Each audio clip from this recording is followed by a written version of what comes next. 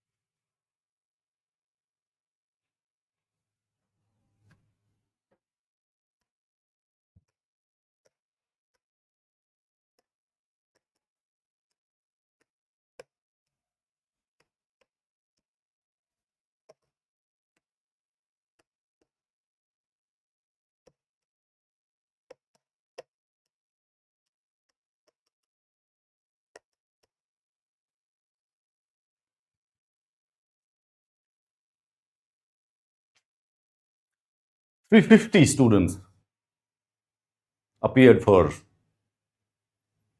labor laws test. 350 students.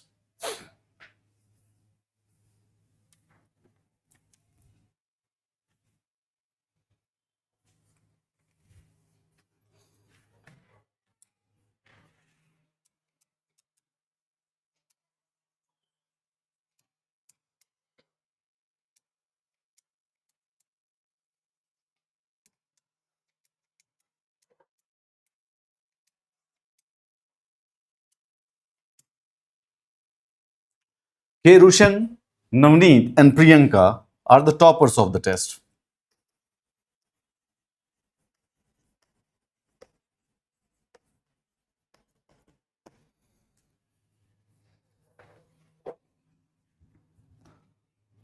मैं तुमसे wait a second. Anyone, I'm an emotional person, and sometimes I'm actually unable to get to this.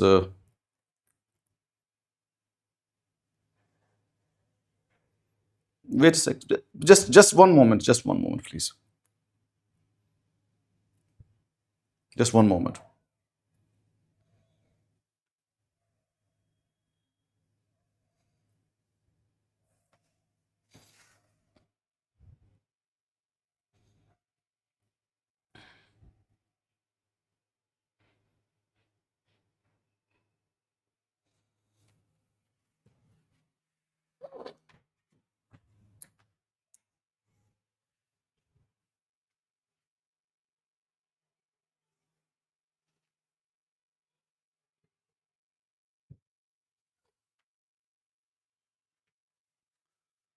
Welcome to the class, students. I hope I'm audible and visible to you. My name is Amit Kilor. This is the EPFO series. Today we are going to do labor laws, and today we are going to do labor laws through MCQs. एक हमने Saturday को test किया था labour laws का, तो उसके पास MCQs को read करेंगे, उनके आंसर्स देख लेंगे, कुछ कुछ उसकी एक्सप्लेनेशंस देख लेंगे. काइंड ऑफ नेसेसरी है. नाउ जो वो लेबर लॉस का जो टेस्ट था वो हमारे पूरी की पूरी 100% क्लास ने नहीं दिया. It was only given by the 350 क्या नाम है स्टूडेंट्स.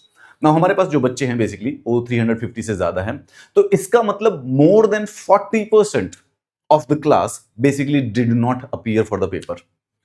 आपके पास कोई भी फालतू का रैंडम बहाना होगा, मुझे उससे मतलब I am pretty sure about it that you have your reasons not to appear for the exam. But however मेरी एक बात सुनिए.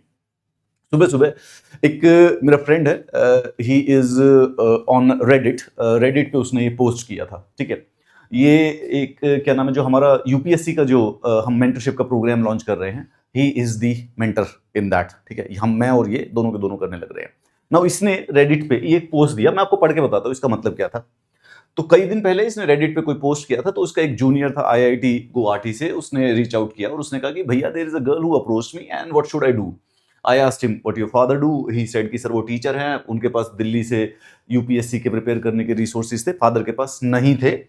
What about your forefathers, कोई भी नहीं थे, ऑब्वियसली दादा वादा भी नहीं आ पाए थे। तो इसने जो मेरा दोस्त है, इसने बेसिकली उस स्टूडेंट को जवाब दिया, you are the first in your lineage who has got this chance, generation of struggle and sacrifice have brought you here, this isn't just your opportunity, it's your families, do not waste it, make them proud.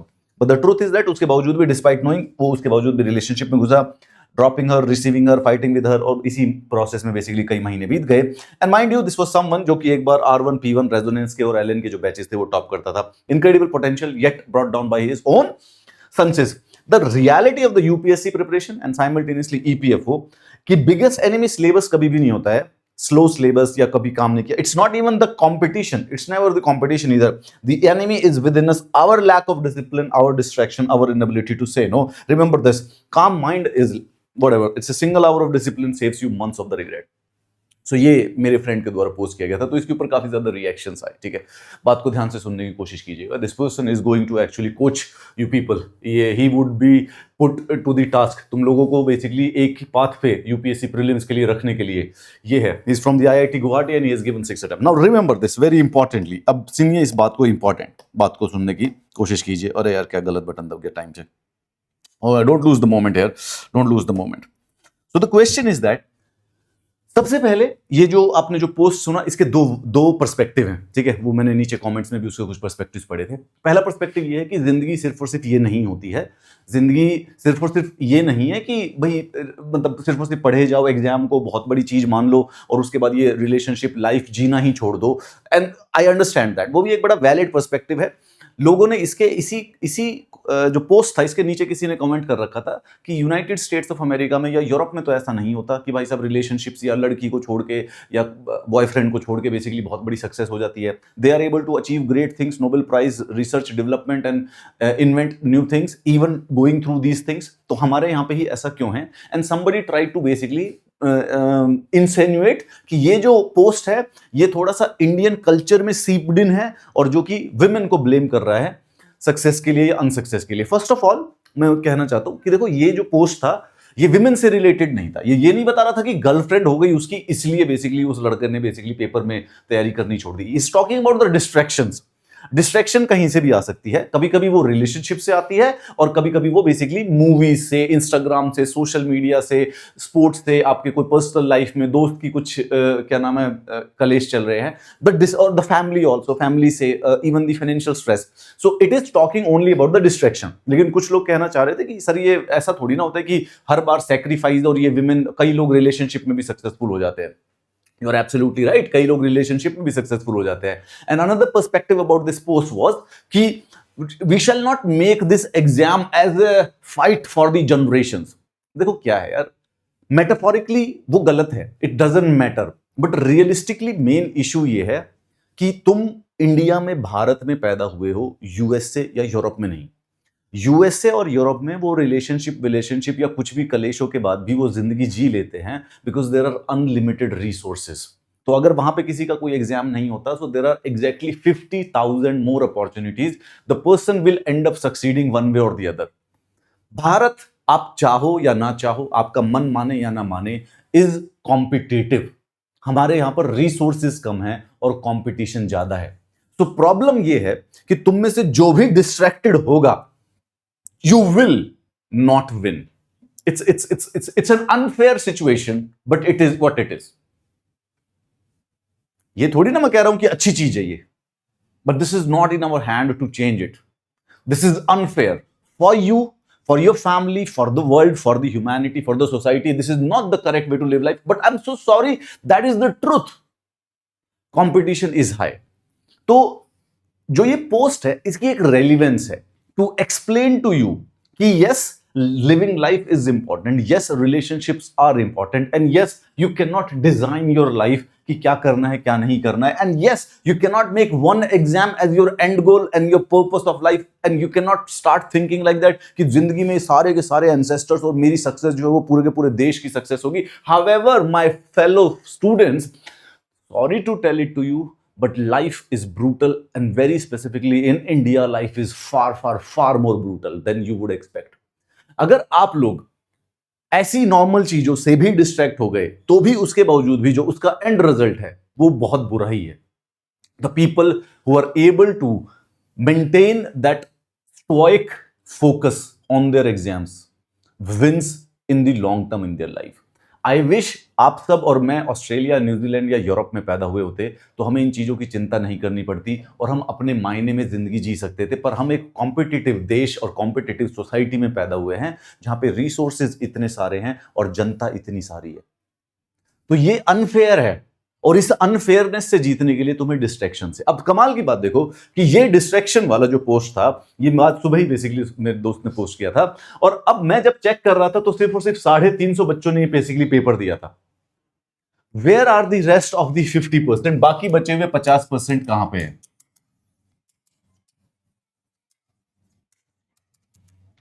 ये जो class देख रहे हो उसमें से कौन था जो उसने टेस्ट नहीं दिया? मैंने तुम लोगों को एक सिंपल सी बात बोली है, whatever is happening in your life, दिन में अगर 4 से 5 घंटे सिर्फ और सिर्फ अगस्त से लेके अक्टूबर तक पढ़ लोगे और उसके बाद दिन में सिर्फ 6 से 8 घंटे नवंबर में पढ़ लोगे और उसके बाद बस सिर्फ और सिर्फ जो भी मैंने कंटेंट दिया है, पीडीएफ दिए हैं, उनको रीड कर लो. उनको कभी तुमको कम लगेंगे, कभी ज्यादा लगेंगे, यू विल थिंक कि ये कम है, ये ज्यादा है, वो होता, विच इज फाइन. मैं तुमको जो तुमको अथा चीजें चाहिए अथा दे दूंगा, बट वो कंटेंट पीडीएफ जो भी दे रहा हूं और उसके बाद जितने भी टेस्ट दे रहा हूं उनको कर लो ना. इस पूरे के पूरे प्रोसेस में सबसे इजी है टेस्ट देना. तो मेरा सवाल यह है कि अगर तुम अपने आप को सीरियस स्टूडेंट मानते हो और तुम मुझे फीस दे चुके हो तो ये टेस्ट करने में क्या समस्या थी? और अगर इस टेस्ट को देखोगे ना, अभी आज हम डिस्कस करेंगे, यू वुड बी सरप्राइज कि इट्स इजी.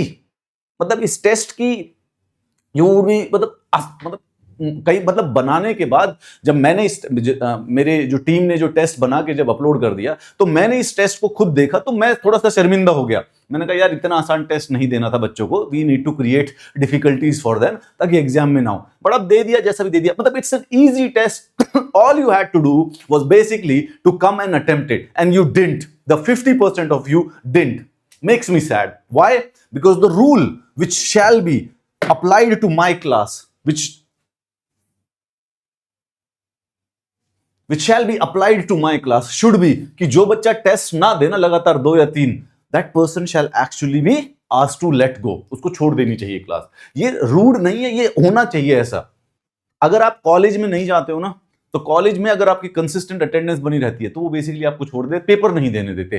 कोचिंग इंस्टीट्यूट्स में ये पॉलिसी इंप्लीमेंट नहीं हो रही है because as a student you are thinking that you are taking a service from the coaching institute. I am so sorry, I am not out here to basically sell you coaching services. I am actually out here to get you education and a job.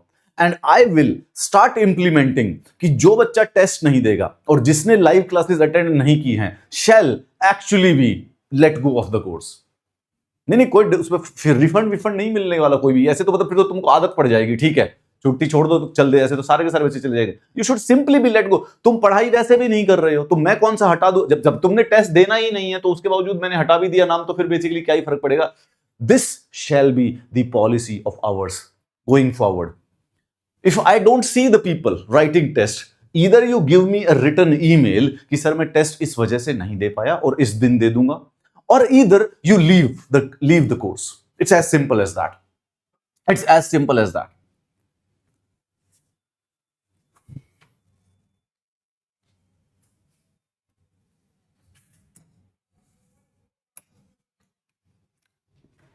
मेरी glory तुम लोगों की selection में है.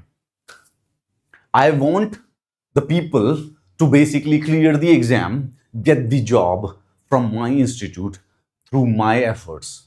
So that when they get selected, they always remember that Amit Kilhor was the person behind their life. This is an absolutely 100% vested interest. I don't want to work for those students जो कि अपने जीवन में बस flow कर रहे हैं. I want somebody with an intention.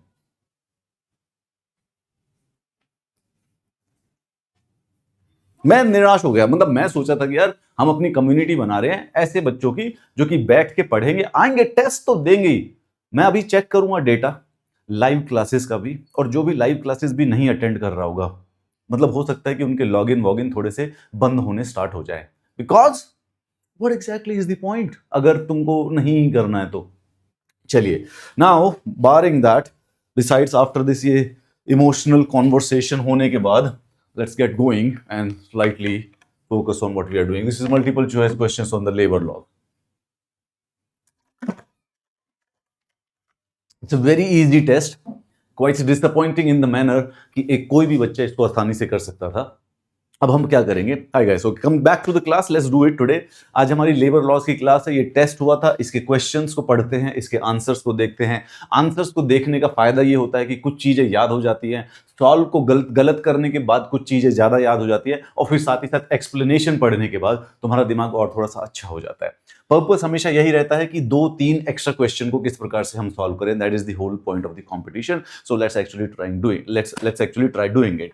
Easy questions हैं, बट फिर भी उसके बाद लेबर लॉज के। तो स्पेसिफिकली पहला क्वेश्चन तो बहुत ही आसान था, एक सिंपल सी इंडस्ट्रियल रिलेशंस की डेफिनेशन मांग ली गई थी। कोई इसमें तो कोई दिमाग लगाने की वाली बात नहीं है। सेंट्रल गवर्नमेंट और स्टेट गवर्नमेंट रिलेशन, ये तो यार फेडरलिज्म का है, मतलब आउट एंड आउट। इसमें मुझे लगता नहीं कि इसमें दिमाग था। Employer, employees and the government relationship जो होती हैं उनको बेसिकली इंडस्ट्रियल रिलेशंस कहा जाता है।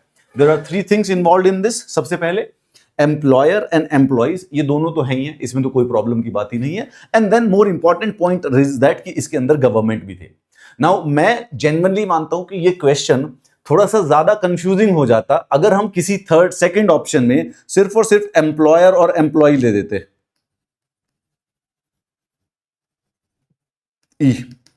Remember this question. देखो, इस क्वेश्चन की ईजनेस पता है क्या है? बिकॉज बाकी ऑप्शंस अच्छे नहीं है। सेंट्रल गवर्नमेंट और स्टेट गवर्नमेंट हम सोच के भी दिखा देंगे, वो तो फेडरलिज्म हो गया। मैनेजमेंट और customer relationships, we know that that's something else. And government and public relationships, again something else. Basically इस क्वेश्चन को हम बेहतर बना सकते थे अगर इसके अंदर ऑप्शन होता employer and employee. Now that would have been confusing for you people, और उसके बाद एक ऑप्शन एम्प्लॉयर, एम्प्लॉय और गवर्नमेंट। अब कंफ्यूजन वैलिड बनता था कि यार इंडस्ट्रियल रिलेशन एक्चुअली क्या है? क्या सिर्फ और सिर्फ गवर्नमेंट और सिर्फ एम्प्लॉयर और एम्प्लॉय के बीच में इंडस्ट्रियल रिलेशंस माना जाएगा, या एम्प्लॉयर, एम्प्लॉय एंड गवर्नमेंट के तीनों इंस्टेंसेस को बेसिकली इंडस्ट्रियल रिलेशंस माना जाएगा? That gives us an important insight while studying the industrial relations, कि वो सिर्फ और सिर्फ अकेले दो लोगों के बाइपार्टाइट नहीं बेसिकली ट्राइपार्टाइट है।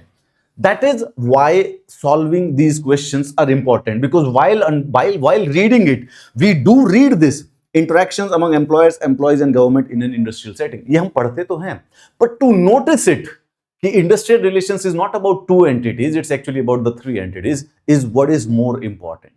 We'll come to the second question. What is known as the safety valve in the field of the industrial relations? ठीक है, industrial relations के context में safety valve किसको कहते हैं? सेफ्टी वॉल्व क्या होती है? कुकर में सेफ्टी वॉल्व होती है कि अगर कुकर को जब उसमें खाना पकाते हैं, when you cook the food, तो टाइम से अगर उसके अंदर बहुत ज्यादा स्टीम बन जाती है तो बेसिकली सेफ्टी वॉल्व से थोड़ी थोड़ी सी स्टीम निकल जाती है। सो इतनी ज्यादा हीट या स्टीम पावर बिल्ड ना हो कि वो ब्लो आउट हो जाए, right? That's what a safety valve does. Safety valve का काम क्या होता है कि एंगर को वेंट आउट कर दे और किसी चीज को ब्लो आउट होने से रोके। That's what the purpose of the safety valve is. Safety valve होती क्या है? क्या एम्प्लॉयर सेफ्टी वॉल्व होता है? क्या सेफ्टी ऑफिसर वेलफेयर ऑफिसर होता है, या trade union? If you will search on internet about this question, then there might be a possibility कि कई जगहों पर वेलफेयर ऑफिसर भी आंसर दिया हुआ है, बट वो कैटेगोरिकली रॉन्ग है। कई जगहों पर मिलेगा आपको welfare officer. Out and out clear cut है कि trade unions they are called as the safety wall of the industrial relations. अगर आपने मॉडर्न हिस्ट्री पढ़ी है तो जब इंडियन नेशनल कांग्रेस की फॉर्मेशन होती है तो इंडियन नेशनल कांग्रेस को एक थ्योरी होती है कि Indian National Congress was created as a safety wall by the Britishers. Safety wall by Britishers का मतलब यह हुआ कि इंडियंस का जो गुस्सा है उसको धीरे धीरे डायरेक्ट करने के लिए, धीरे धीरे निकालने के लिए एक हमने आउटलेट बना दिया। That outlet is called as the Congress. Now workers की जो भी डिमांड्स हैं या वर्कर्स का जो भी पेंट अप गुस्सा या डिसेंट जो डेवलप होता है, उस डिसेंट की एक्सप्रेशन ट्रेड यूनियंस के थ्रू भेजी जा सकती है किसी भी पर्टिकुलर डायरेक्शन में। सो इसका मतलब इंडस्ट्रियल रिलेशंस में ट्रेड यूनियंस होने का यह मतलब है कि जो वर्कर्स हैं वो एकदम आर्बिट्रली, रैंडमली, अनसर्टनली ब्लास्ट नहीं करेंगे, rather they would actually function organizedly. तो जो अनएक्सपेक्टेड धमाके होते हैं वो अनएक्सपेक्टेड डैमेज करते हैं, उनको कंट्रोल करना मुश्किल है। लेकिन अगर हमें पहले से एक सेफ्टी वॉल्व पता हो तो हम अपने ग्रीवांसेस को और हमारी डिमांड्स जो है उनको पीसफुली शो कर सकते हैं। This help prevents conflicts and industrial harmony बनी रहती है। Understand that, right? अब जब मैं ये क्वेश्चन कर रहा था खुद, तो मुझे खुद बेसिकली ये लग रहा था कि वेलफेयर ऑफिसर बेसिकली सही आंसर है इसका। Now the point is you have to be doing this question. आपको ये क्वेश्चन करना था नेसेसरली वेलफेयर ऑफिसर वाला, ये क्वेश्चन आपको करना था। इसलिए क्यों? पर अगर आपने वेलफेयर ऑफिसर लगाया था तो इस क्वेश्चन को करने के बाद आपका दिमाग ऑटोमेटिकली परमानेंटली इस वर्ड को कैच कर लेगा कि यार सेफ्टी जो वॉल्व है वो ट्रेड यूनियन होती है। आई होप, मतलब I hope all of you are an adult, right? कोई 15 साल का तो ईपीएफओ कर नहीं रहा है ना? तुम you are 15 years and you're doing EPFO? Why? Future planning? Do you do large competition? Okay, so you're planning for 2031 EPFO right now. That is quite impressive. But why? घर वालों को पता नहीं, खुद ही?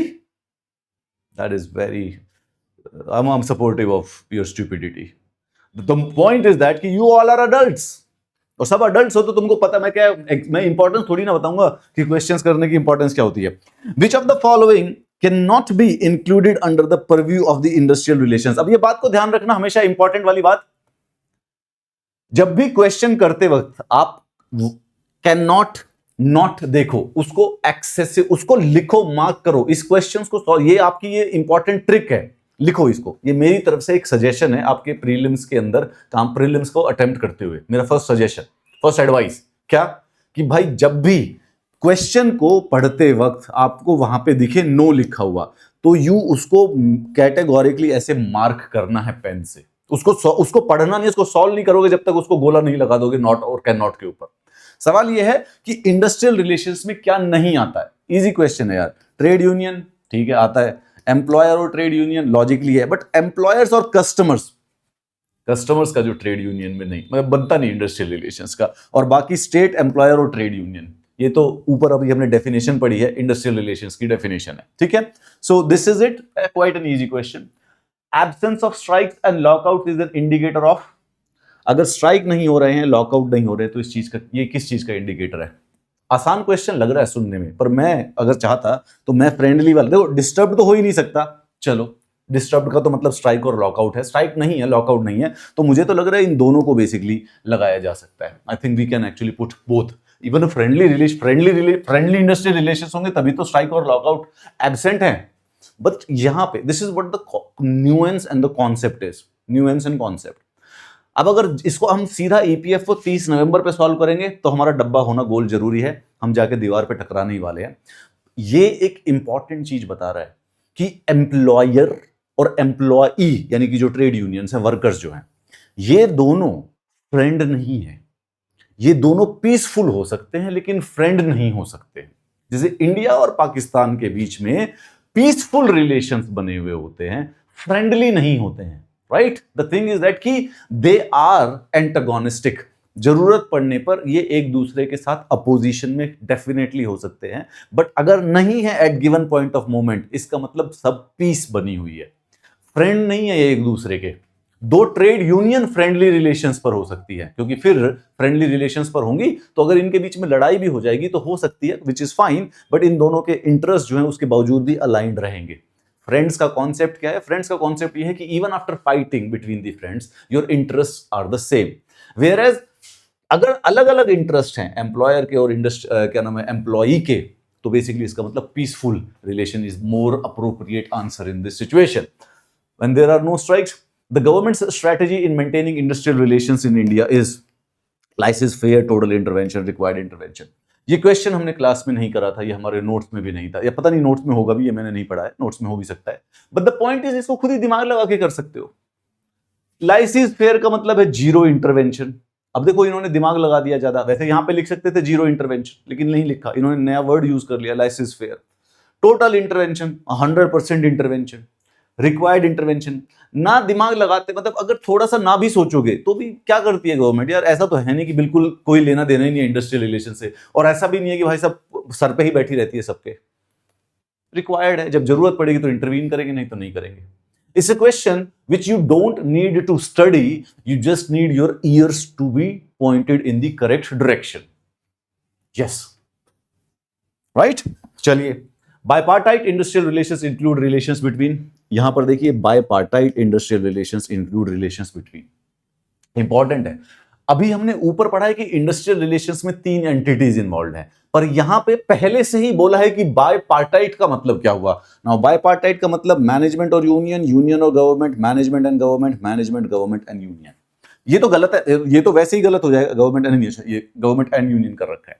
Now the quite and the smart part here is this, why have they basically specifically not chosen B C D और D, B C D और D. Now ये union का मतलब है ट्रेड यूनियन, मान लीजिएगा ट्रेड यूनियन, मैनेजमेंट और government. देखो माना हमारे पास टोटल 3 पार्टीज है, ठीक है, 3 पार्टी है यहां पर, अरे यार, एक हो गई गवर्नमेंट, एक हो गई ट्रेड यूनियंस, और एक हो गई एम्प्लॉयर या फिर मैनेजमेंट। तो इंडस्ट्रियल रिलेशंस होता है जो कि इन तीनों को बेसिकली एक दूसरे के साथ इंटरेक्शन करवाता है। बट इसमें बात को ध्यान रखना, गवर्नमेंट किसी से पर्सनल रिलेशन नहीं रख रही है इसके अंदर, एटलीस्ट कॉन्सेप्चुअली, राइट। गवर्नमेंट को ऐसा नहीं है कि गवर्नमेंट का अलग से ट्रेड यूनियन के साथ कोई रिलेशन रखने का पर्पस है, या गवर्नमेंट का कोई एम्प्लॉयर के साथ अलग से कोई रिलेशन रखने का पर्पस है। Government is here because these two people can actually get into fight with each other, so it's kind of A referee. तो इंडिविजुअली ये, अगर हम इन रिलेशंस के बारे में बात करें, जरा एक बार फिर से बनाएंगे। ये हो गई गवर्नमेंट, अरे येलो तो दिख ही नहीं रहा यार, ग्रीन ग्रीन ये बैंगनी कलर देगा। You think it is a purple color, but my mother says that this is a bangani color, and because I was born of her, I believe her. This is not purple, this is bangani. Rather than using the word lasan, I should start using the word bangan. Bangan है क्या यार तुम? ये बैंगन वाली बातें क्यों करता है? Bangan has more charm to it and less chances of being interpreted as a wrong word. But if you're smart enough, you know that bangan is also connected to the lasan and the bad implications of these words, surprisingly. Government, employer और union, trade union यानी कि workers basically, अगर आप देखेंगे तो the whole point is trade unions और workers, right, perfect. अब इसमें आप जैसे देखो, सिंपल सी बात है, हमें दिमाग को कॉन्सेप्ट्स को अंडरस्टैंड करने का लॉजिक लगाना चाहिए कि क्या ये गवर्नमेंट और एम्प्लॉयर की रिलेशनशिप का कोई ज्यादा सेंस है बिना वर्कर्स के। अगर वर्कर्स एग्जिस्ट नहीं करते हैं तो क्या एम्प्लॉयर और गवर्नमेंट की सेंस का कोई बनेगा? अगर एम्प्लॉयर एग्जिस्ट नहीं करता है तो गवर्नमेंट और वर्कर की रिलेशनशिप बनेगी? तुक नहीं बनता। लेकिन अगर गवर्नमेंट नहीं भी हो तो भी इन दोनों की रिलेशनशिप तो बनी रहेगी, इनका तो सेंस है ही ना। In a particular very utopian situation where the government doesn't exist, even in that situation there can be an employer and there can be workers, but there is no situation जिसमें खाली employer है और government के साथ deal कर रहा है, खाली worker है और government के साथ डील कर रहा है। So out of important relationship out of it, अगर bipartite में सोचना है तो सवाल मैं आपसे ये कर रहा हूं कि हमने इसको क्यों नहीं bipartite सोचा? Why didn't we consider this as bipartite? या फिर why didn't we this considered as a bipartite? क्यों इसको ही क्यों सोच रहे हैं? बिकॉज अगर आप दिल से सोचेंगे तो आपको पता चलेगा कि बाकी दोनों का सेंस नहीं बन रहा है, सिर्फ मैनेजमेंट और यूनियन वाला ही लॉजिक बन रहा है। चलिए कोई बात नहीं, आसान सा सरल सा सवाल है, इसमें क्या बड़ी बात है, छोटी छोटी बातें हैं तो धीरे धीरे हो जाएंगी। Which of the following machinery cannot be said to be bipartite machinery in the field of the industrial relations? नीचे दी हुई है, इमीडिएटली कैन नॉट के ऊपर मैंने जैसा बताया नॉट पे लगाना है बायपार्टाइट। बायपार्टाइट का मतलब होता है जिसमें दो पार्टी हो। कैंटीन कमेटी, क्या होती है कैंटीन? कैंटीन कमेटी के अंदर भाई साहब दो लोग थोड़ी ना, वर्कर्स और मैनेजमेंट का क्या लेना देना। वर्क्स कमेटी में है, जॉइंट मैनेजमेंट काउंसिल में है, शॉप लेवल काउंसिल में है। जैसे कि मैं यहां पे आपको दिखाऊं, इंडस्ट्री में शॉप क्या होता है, एक बार ये अगर आप इसको एक्सप्लेन करें, शॉप का मतलब होता है एक सेक्शन या डिपार्टमेंट। ये टर्मिनोलॉजी है, मतलब कि कुछ खास बड़ी बात नहीं है। एक सब्जेक्ट, एक चैप्टर। शॉप का मतलब एक एक्स्ट्रा डिपार्टमेंट। तो जैसे अलग अलग machine shop, welding shop, assembly shop, paint shop. गाड़ी बन रही है तो गाड़ी बन रही है तो एक अलग बिल्डिंग होगी जिसमें पेंटिंग हो रही है, एक अलग बिल्डिंग है जिसमें वेल्डिंग होती है, एक अलग बिल्डिंग है जिसके अंदर असेंबली होती है। इस प्रकार से उसको शॉप कहते हैं, right. So workers directly interact with supervisor and machines. Lowest unit level है डे टू डे ऑपरेशन का, engine shop, gear box, paint shop, assembly shop. तो कोई भी जो कमिटी और काउंसिल उस यहां पर काम करती है उसको कहते हैं shop level council. That is it, it's as simple as that. So bipartite machinery वो वाली बॉडी होती है जो कि मैनेजमेंट और वर्कर्स दोनों होते हैं। कैंटीन का क्या लेना देना यार, कैंटीन तो सिंपल ठीक है, फूड वूड का है, कोर इंडस्ट्रियल रिलेशन से कोई लेना देना नहीं है, इसीलिए उसको बायपार्टाइट कहते नहीं है। चाहे उसमें मैनेजमेंट के बंदे हो, कोई बड़ी बात नहीं है, वर्कर्स भी हो सकते हैं, मैनेजमेंट के भी बंदे हो सकते हैं, which is fine, but it is not exactly that industrial relations. Industrial relation के अलावा कोई उसका काम नहीं है खास। Which of the following cannot be said to be the tripartite machinery in the field of the relations? अब हम tripartite पे आ गए भाई। Indian labour conference, standing labour committee, international labour organisation, wage board is the correct answer. जब हम industrial relations पढ़ रहे थे तो मैंने स्पेसिफिकली आपको बताया था कि इंटरनेशनल लेबर ऑर्गेनाइजेशन ही भाई वो कमाल की चीज है जो कि पूरे के पूरे वर्ल्ड में एक यूनाइटेड नेशंस के सारे ब्रांचेस में से, ऑर्गन्स में से एक ट्राइपार्टाइट स्ट्रक्चर फॉलो करती है। This is unique situation. अब इंडिया की इंडियन लेबर कॉन्फ्रेंस बेसिकली एक प्रकार से आईएलओ का वर्जन है। पूरे वर्ल्ड में आईएलओ है, इंडिया की इंडियन लेबर कॉन्फ्रेंस है, वो भी ट्राइपार्टाइट है। उसकी जो कमिटी होती है, इंडियन लेबर कॉन्फ्रेंस की जो कमिटी होती है, उसके अंदर भी फिर तीनों लोग होंगे, गवर्नमेंट के भी, एम्प्लॉयर के भी बेसिकली, और वर्कर्स के भी, वो भी ट्राइपार्टाइट है। लास्ट में बचा wage board. Not a problem, not always function as a true tripartite body. सिर्फ और सिर्फ एम्प्लॉयर्स और एम्प्लॉयज के रिप्रेजेंटेटिव्स होते हैं वेज बोर्ड के अंदर, गवर्नमेंट वाले नहीं होते। बट अच्छा, good confusing question. This is the first difficult question that is been asked. इससे पहले वाले क्वेश्चन तो मतलब दूसरे इंस्टीट्यूट वाले भी कर लेंगे भाई। देखो सच्ची सच्ची बताऊं, एडुटैप वाले, सक्सेस ट्री वाले और मेरे पुराने वाले सब कर लेंगे भाई, ये इससे पहले वाले। बट ये है क्वेश्चन जो कि हमें करना है, मेरे को और आपको हमें करना है ये। Which of the following is said to be an important aspect of the industrial relations? Profit and loss से कोई लेना देना नहीं है, फ्यूचर एक्सपेंशन से कुछ फर्क नहीं पड़ता, क्वालिटी कंट्रोल नहीं। It is about the conflict and the cooperation. That is what the industrial relations is. हम यही देखने की कोशिश कर रहे हैं। जिसको समझ में ना आ रहा हो, बेसिकली बात यह है कि यार लेबर और मैनेजमेंट इन दोनों में लड़ाई होती है। इस बात के बारे में जो भी कोई बात कर रहा है, कैसी भी बात कर लो, रैंडम बात कर लो, उसको कहते हैं इंडस्ट्रियल रिलेशंस। इससे रिलेटेड लॉ इंडस्ट्रियल रिलेशंस के लॉज होते हैं। इससे रिलेटेड जो सिस्टम जो एग्जिस्ट करता है कि इसको सॉल्व कैसे कराना है, उसको बेसिकली इंडस्ट्रियल रिलेशंस कहते हैं। जो इसको थ्योरेटिकली स्टडी करते हैं उसको इसकी इंडस्ट्रियल रिलेशंस की थ्योरीज कहते हैं। ठीक है। Which of the following ministries, ये तो कोई क्वेश्चन है, बता, खुद ही बता दो, दिल से वैसे बता दो। मिनिस्ट्री कौन सी है यार इंडस्ट्रियल रिलेशन सिचुएशन? ये तो कर ही रहे हैं, ईपीएफओ की एग्जाम है यार, मिनिस्ट्री ऑफ लेबर और एम्प्लॉयमेंट। ये तो खैर नाम में भी लेबर और एम्प्लॉयमेंट है तो कौन देखेगा इंडस्ट्रियल रिलेशंस यार। ठीक है, मतलब ये तो मैं दिमाग, मतलब पता नहीं क्यों पूछा था मेरे बच्चों ने ये क्वेश्चन आपसे। विच ऑफ द फॉलोइंग, फिर दोबारा से फालतू question, which of the following international organisation is directly related to industrial relations? Okay भाई साहब, International Labour Organization. I don't think so. This is a challenge to any one of you. Is it? Absolutely not. Which of the following areas cannot be directly included in the field of the industrial relations? Okay, this one is a good one again. Smart question. Logically क्या है? आप एक बात ध्यान रखना prelims में. It is not the correct question sometimes. It is the most appropriate option. कई बार कुछ ऐसा क्वेश्चंस आ जाते हैं जिसमें ऐसा नहीं है कि आउट एंड आउट क्वेश्चन कौन सा सही है। मैंने बोला कि इंडिया की कैपिटल कौन सी है और नीचे लिखा हुआ था दिल्ली, मुंबई, कलकत्ता और मद्रास। आपने सीधा पकड़ लिया कि भाई साहब दिल्ली है इसके अंदर, बाकी तीन गलत थी। Exact answer. Sometimes you have to choose the most appropriate one. तो यहां पे जो हमारे पास क्वेश्चन है, कौन सा है जो कि डायरेक्टली इंडस्ट्रियल रिलेशंस में बेसिकली इंक्लूड नहीं किया जा सकता? क्या trade union, strike and lockout, collective bargaining, minimum wages, fair wages and living wages? Now we have been studying about wages, minimum living और ये सब कुछ. लॉजिकली स्पीकिंग एक प्रकार से ये इंडस्ट्रीज के और वर्कर्स के ही इश्यूज है. इन चारों में ऑप्शंस में से देखोगे, so these three are out and out topics: trade union, strike, lockout और कलेक्टिव बार्गेनिंग, जो कि इंडस्ट्रियल रिलेशंस के नोट्स में लिखा हुआ है. इंडस्ट्रियल रिलेशंस का जो हमारा पीडीएफ है उसमें ये स्पेसिफिकली अलग से लिखे हुए हैं. कलेक्टिव बार्गेनिंग के बारे में एक पैराग्राफ है. सिर्फ और सिर्फ मिनिमम वेज, फेयर वेजेस और लिविंग वेजेस, ये डिस्कशन नहीं होती है in the context of the industrial relations. Precisely speaking chapter उसी से साथ हमने ये वाले लॉज भी तो कर ही रहे हैं ना. लिविंग वेज वाला, मिनिमम वेज वाला एक्ट हमने किया तो है ही है. वेजेस एक्ट, वेजेस कोड कर रहे हैं हम. लेकिन यही industrial relations and labour laws, ये जो चीजें हैं, it is more pertaining to labour laws.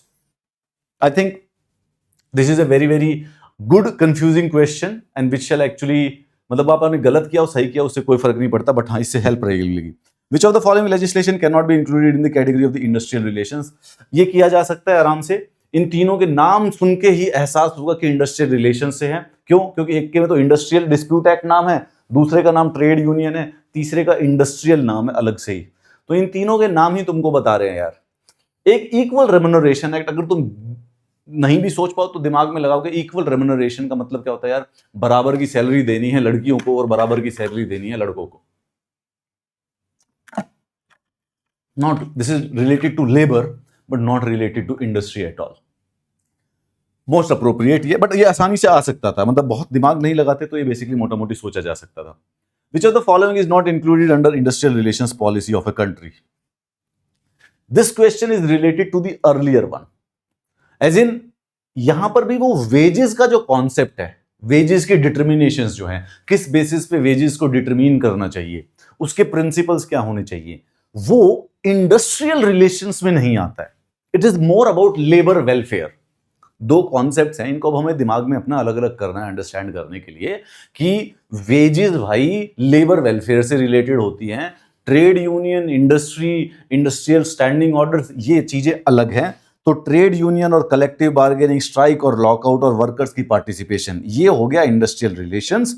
And then there is something separate, principles of the wages determination. This is not actually part of the policy of the industrial relation. है ये labour welfare की policy से related है, government की policy है, पर industrial relations policy नहीं. Question को समझिए. मैं आपको बता रहा हूं, वर्ल्ड में अगर कुछ सीखना है तो सिर्फ और सिर्फ क्वेश्चन से सीखा जा सकता है. हिस्ट्री पढ़ के कुछ नहीं आता है, पर वो एनसीईआरटी में पीछे जो क्वेश्चन दिए हैं उनके आंसर देख के पूरा का पूरा चैप्टर समझ में आ जाता है. आई नो इट्स पैराडॉक्सिकल कि हमें आंसर्स समझ पढ़ के नहीं आ रहे हैं, बेसिकली क्वेश्चन देख के आ रहे हैं. ज्यादा you will understand more and better. I think the class which I am doing right now, I have just realise कि भाई ये क्लास ज्यादा महत्वपूर्ण है rather than actually teaching you things. अब मुझे समझ में आया कि मेरे एक जानकार वाले टीचर थे, तो वो एक प्रोग्राम चलाते थे 10,000 एमसीक्यूज का. और मैं कभी कभी सोचता था कि सर 10,000 एमसीक्यूज को क्यों करवाते हो, जब बच्चे ने पढ़ा ही नहीं होगा तो कौन देखेगा. और वो मुझे बोलते कि अरे हमें एमसीक्यूज से बच्चा पढ़ता है तो ज्यादा याद होता है. जो मैं मानता था, लेकिन मैं फिर भी मतलब चलो ठीक है सर जो कह रहे हैं. Which of the following regulates industrial disputes relations in India? Industrial relations तो यार भी ऑटोमेटिकली सब कुछ है, नो डाउट. इसके industrial disputes, trade union, industrial employment standing order, code of discipline, inter union code of conduct, all of the above is the answer. Shall not be much of a problem. Peaceful industrial relations denote, ऊपर वाले questions का ही एक extra version है कि strike और lockout ना हो, bye पार्टिसिज्म यानी कि दोनों की तरफ से बेसिकली कंसाइलेशन हो, कोऑपरेशन की जाए. ऑल ऑफ द अबव को पीसफुल इंडस्ट्रियल रिलेशंस कहा जाता है. यहां पे देखेंगे the history of the industrial dispute in India. We did it outrightly in the class. इसको हमने क्लीन एक बार आराम से क्लास में किया था कि भारत में जो पहला एक डिस्प्यूट जिसको इंडस्ट्रियल डिस्प्यूट कहा जा सकता है, दैट वाज इन 1850 जब इंडिगो प्लांटेशंस के अंदर स्ट्राइक हुई थी. वो फुल फ्लेजेड इंडस्ट्रियल डिस्प्यूट भी नहीं था, it was more about the agricultural dispute. लेकिन when we study the industrial disputes, तो जो फर्स्ट क्लासिक जो सबसे कोर एग्जांपल है वो 1859 को माना जाता है. ट्रूली अगर हम बात करें जो अर्बन इंडस्ट्रियल डिस्प्यूट्स हैं, that basically begin in 1875. But when it comes 1859 is something जहां से हमने स्टार्टिंग की थी. We have done it in the class, ये तो हमारी क्लास में हो रखा है. तो इन केस जैसे कि इंडस्ट्रियल लेबर कॉन्फ्रेंस वाली बात तो मैंने आपको बता ही दी है। इंडस्ट्रियल रिलेशंस के बारे में हमने डिस्कस कर ही लिया है कि ये होती है इंडस्ट्रियल रिलेशंस। एनीथिंग एल्स, जैसे कि वेज के बारे में 2 क्वेश्चन वेज से रिलेटेड थे, तो आप अगली बार आइडेंटिफाई करके रखिएगा कि more importantly trade union, collective strike, grievance और industrial peace and harmony, these are the 5 things जिसके ऊपर गेम है ज्यादा। नाउ हाँ, तो first recorded industrial dispute in India is generally traced to 1859 indigo plantations of the Bengal. That is the key main सम से पहले हमने किया हुआ क्लास में, तो मतलब आना ही चाहिए था आपको। और ज्यादा ऑर्गेनाइज इंडस्ट्रियल डिस्प्यूट्स बाद में बॉम्बे टेक्सटाइल मिल्स में और रेलवेज में होने स्टार्ट हुए थे, पर अगर स्टैंडर्ड एमसीक्यू में पूछोगे तो 1859 would be the first answer that you shall give it. Okay, perfect है। Which of the following method is more prominent, इसको ये यहां पे हाईलाइट गलत हो रखा है, ठीक है, क्या easy. Following method is more prominent in settling industrial dispute in India, ये भी हमने क्लास में किया हुआ है। The answer is basically adjudication. बात ये है कि हमारे यहाँ पे इन चीजों में जो ये कंसाइलेशन है, मीडिएशन है, ये गलत आंसर है। आंसर इज क्या नाम है, वॉलंटरली नहीं, adjudication. Answer is C is the answer. क्या है कि ये तीनों के तीनों जो है ना, मीडिएशन, कंसाइलेशन और वॉलंटरी आर्बिट्रेशन, ये ट्रस्ट के ऊपर डिपेंडेंट होते हैं। ट्रस्ट के ऊपर इन द सेंस कि anybody will go for these 3 if they are sure that it will be transparent and fair और जस्टिस होगा। लेकिन भारत में उस चीज के ऊपर हम यकीन नहीं रखते हैं, तो लास्ट में एडजुडिकेशन का मतलब कोर्ट वोट में चले जाना, कोर्ट वोट में चले जाते हैं लास्ट में लोग, ताकि उसमें हमारे पास सारा थोड़ा सा उसके अंदर ट्रस्ट ज्यादा बेहतर है। तो जो अच्छा तरीका है लेबर डिस्प्यूट्स को या इंडस्ट्रियल डिस्प्यूट्स को पीसफुल बनाए रखने का, वो होते हैं मीडिएशन, कंसाइलेशन, वॉलंटरली, क्योंकि सस्ते हैं, चीपर हैं, फास्ट हैं। भाई आप समझिए ना कि किसी लेबर एम्प्लॉयर और एम्प्लॉय के बीच में वॉर हो गई, वॉर मतलब लड़ाई वड़ाई हो गई, कलेश वलेश हो गए, स्ट्राइक व्राइक करवाने के लिए उतारू हो गए लोग, ठीक है, तो क्या आसान रहेगा, मीडिएशन। अब मीडिएशन में कोई आदमी अगर बैठ के बीच में बात करके कोई सजेशन दे दे और दोनों पार्टी एक दूसरे की मान ले, तो ये मुद्दा खत्म हो सकता है 14 दिन, 15 दिन, 1 महीना, 2 महीना, 3 महीने में खत्म हो जाएगा। या फिर सिमिलरली कंसाइलेशन और वॉलंटरी आर्बिट्रेशन वाला। लेकिन हमारे देश में इस प्रकार के जो सिचुएशंस हैं वो बहुत थोड़े से कम एग्जिस्ट करते हैं, तो एक दूसरे पे ट्रस्ट मुश्किल है, तो ज्यादातर जो मुद्दे हैं वो लास्ट में जाके एडजुडिकेशन यानी कि केसेस में चले जाते हैं। तो आंसर यहाँ पर कंसाइलेशन हाईलाइट हुआ पड़ा है, लेकिन ये गलत है। एक्सप्लेनेशन में most common method is adjudication. Cases जो है लास्ट में जाके इंडस्ट्रियल ट्राइब्यूनल, लेबर कोर्ट या नेशनल ट्राइब्यूनल में चले जाते हैं प्राइमरली, ठीक है, कोई बात नहीं। Which of the following method has not been given a statutory form in India. Mediation को जो हमने स्टैट्यूटरी फॉर्म, ये नोट्स में लिखा हुआ है, हमने डिस्कस किया था, पर हमने ये वाला पॉइंट नहीं बोला था कि मीडिएशन स्टैट्यूटरी है, ठीक है, हमने बस ये नहीं बोला था, हमने we were discussing about the labour dispute resolution mechanisms, तो उसमें पढ़ते वक्त हमने ये सारे के सारे डिस्कस किए थे, कंसाइलेशन, वॉलंटरी आर्बिट्रेशन, एडजुडिकेशन, लेकिन सिर्फ और सिर्फ मीडिएशन जो है उसको स्टैट्यूटरी बैकिंग नहीं है, इट इज यूज्ड इनफॉर्मली, ये इंपॉर्टेंट बात है। चलिए, वॉलंटरी आर्बिट्रेशन का क्या मतलब है? वॉलंटरी आर्बिट्रेशन खुद की विल से, खुद की वॉलंटरी विल से आर्बिट्रेशन के लिए जाना। आर्बिट्रेशन का मतलब होता है एक प्रकार से किसी अंपायर के पास चले जाना। अगर आप क्रिकेट का मैच देखते हैं तो एक टीम बॉलिंग करती है, एक टीम बेसिकली बैटिंग करती है, और हम बीच में एक थर्ड नए आदमी को ले आते हैं जो कि डिसीजन दे रहा होता है। तो बॉलिंग टीम कहती है कि भाई मैंने एलबीडब्ल्यू कर दिया, बैटिंग टीम कहती है कि भाई मेरा तो एलबीडब्ल्यू नहीं हुआ है, मेरा पैर तो नहीं था आगे। तो ऐसे में डिसीजन कौन लेता है? ये तीसरे वाला बंदा, एम्पायर, जो कि ना दोनों देशों में से किसी का नहीं होता है टेक्निकली, इंटरनेशनल मैचेस में at least, right? So this is what we have actually decided. इसको कहते हैं वॉलंटरी आर्बिट्रेशन। तो दोनों क्रिकेट टीम ने एक प्रकार से वॉलंटरली इस बात पे अग्री कर रखा है कि डिसीजन देगा ये एम्पायर, और फिर वो जो देता है वो बेसिकली सबको मानना पड़ता है, उसी चीज को वॉलंटरी आर्बिट्रेशन कहते हैं। तो अगर वर्कर्स और मैनेजमेंट वॉलंटरली दोनों के दोनों कोर्ट में केस ना ले जाके एक आर्बिट्रेटर के पास ले जाएं, इसको कहते हैं वॉलंटरली आर्बिट्रेशन।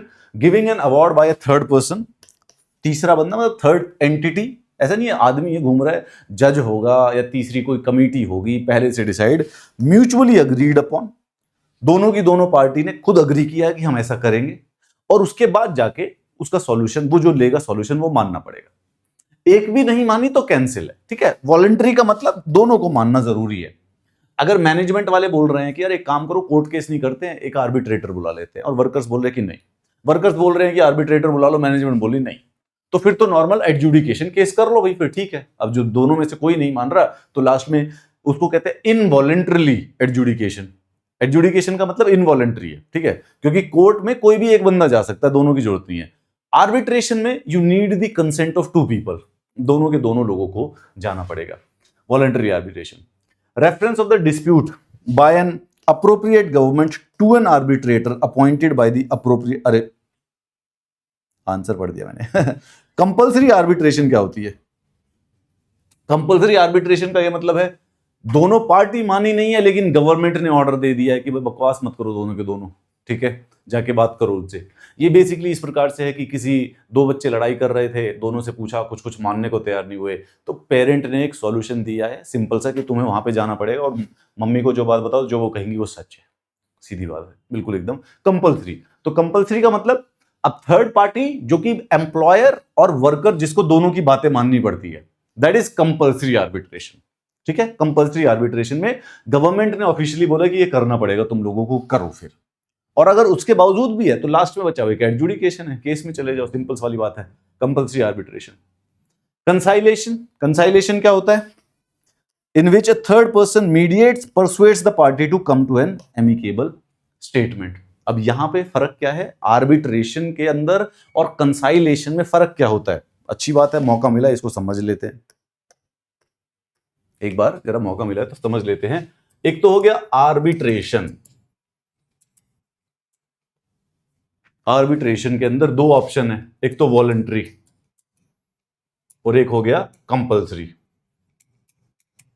वॉलंटरी का मतलब है बोथ, वर्कर्स और मैनेजमेंट दोनों के दोनों किसी एक आदमी के पास चले गए, बोले ये सॉल्व कर दो। पर यहां पे ये बात ध्यान रखना, एक बार दोनों मान गए तो अब जो वो बोलेगा वो कंपल्सरी है, उसके बाद पीछे नहीं बैक कर सकते तुम, ठीक है, क्योंकि तुम दोनों गए उससे सॉल्यूशन लेने के लिए। ये वो वाली बात है कि दोनों सॉल्यूशन देने के लिए गए, अब जो वो कहेगा वो मानना पड़ेगा, सबको मानना पड़ेगा, चाहे तुम्हें कुछ भी, चाहे कुछ भी हो। सिमिलरली कंपल्सरी का मतलब है दोनों मान नहीं रहे थे लेकिन गवर्नमेंट ने आर्बिट्रेटर के पास भेज दिया, गवर्नमेंट ने आर्बिट्रेटर के पास भेज दिया, तो जो बोलेगा होगा। तुम खुद ही नहीं जा रहे थे, किसी ने जबरदस्ती भेज दिया। कंसाइलेशन का क्या मतलब होता है? कंसाइलेशन का थर्ड पार्टी के पास चले गए, ठीक है, इसने सॉल्यूशन दे दिया, ठीक है, इसने सॉल्यूशन दे दिया। अगर दोनों मान लिए तो फिर वो लीगल हो जाएगा, अगर दोनों ने मान लिया तो लीगल और दोनों ने नहीं माना तो कैंसिल। मतलब कि यहां पे सॉल्यूशन पहले आ रहा है और उसके बाद कंसेंट होगा, कंसेंट हो गया तो फिर ठीक है, वो लीगल हो गया।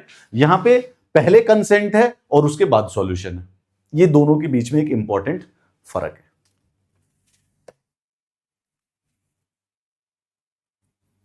It is persuasive not binding, ठीक है। हिस्ट्री ऑफ कंसाइलेशन, ये जो कंसाइलेशन का जो हमने मेथड सोचा था ये कहां से निकाला है? ये आपके नोट्स में दिया हुआ था। This is given in the trade disputes act of 1929। Normal factual information है, रट्टा लगाना पड़ेगा कि भाई ये जो कंसाइलेशन है, अलग अलग प्रकार के मैकेनिज्म है ना, रेजोल्यूशन के मैकेनिज्म अलग अलग प्रकार के, तो कहां से आते हैं? Well, the trade disputes. Collective bargaining जो है इंडिया में as a method of settlement of industrial dispute use की जाती है। The code of discipline in industry ये 1960 में बनाया गया था। It is a voluntary mechanism, ठीक है, वॉलंटरी मैकेनिज्म है। इसको हमने नोट्स में दिया हुआ है। ये बेसिकली ये आउट एंड आउट रट्टा लगाने वाली चीज है कि कौन सी चीज कब स्टार्ट होती है, इंडस्ट्रियल डिस्प्यूट्स की हिस्ट्री कब स्टार्ट होती है, भाई कंसाइलेशन कब स्टार्ट किया जाता है, कौन से लॉ में सबसे पहले मेंशन था। उसी प्रकार से कलेक्टिव बार्गेनिंग जो है उसको सेटलमेंट ऑफ इंडस्ट्रियल डिस्प्यूट कहां पे, कौन से वाले लॉ में या कौन से वाले अग्रीमेंट में basically as a legal status मिला था, ठीक है। ओके, दिस इज इंपॉर्टेंट, ये देखिए अच्छे वाला क्वेश्चन है। Disputes of rights arise when workers are deprived of a right conferred to them through. अलग अलग प्रकार के डिस्प्यूट होते हैं। प्राइमरली स्पीकिंग इंडस्ट्रियल रिलेशंस में दो डिस्प्यूट होते हैं, एक तो डिस्प्यूट ऑफ राइट्स और एक dispute of interest. Dispute of right का मतलब यह है जो चीजें पहले से मिली हुई हैं उनके ऊपर डिस्प्यूट हो रहा है, राइट। जैसे किसी के पास राइट था कि भाई 8 ही घंटे काम करेंगे, लेकिन अब कंपनी उनसे 10-10 घंटे काम करा रही है, इस बात पे डिस्प्यूट हो गया, इसको कहते हैं डिस्प्यूट ऑफ राइट्स। तो जो ये डिस्प्यूट ऑफ राइट्स है ये कब होता है? जब कॉन्स्टिट्यूशन ऑफ इंडिया वाले राइट्स डिस्प्यूट में आए या कोई किसी लॉ वाले या किसी ऑर्डर अवार्ड सेटलमेंट या अग्रीमेंट वाले।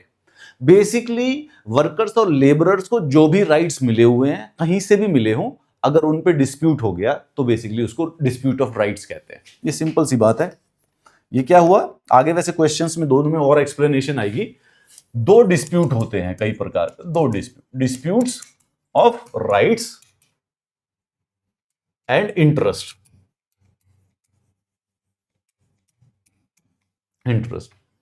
राइट्स का मतलब ये जो मिल चुका हुआ, मिला हुआ,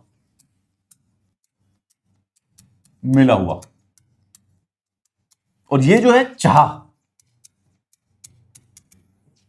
यू वॉन्ट इट, पर अभी मिले नहीं है, तो इंटरेस्ट है।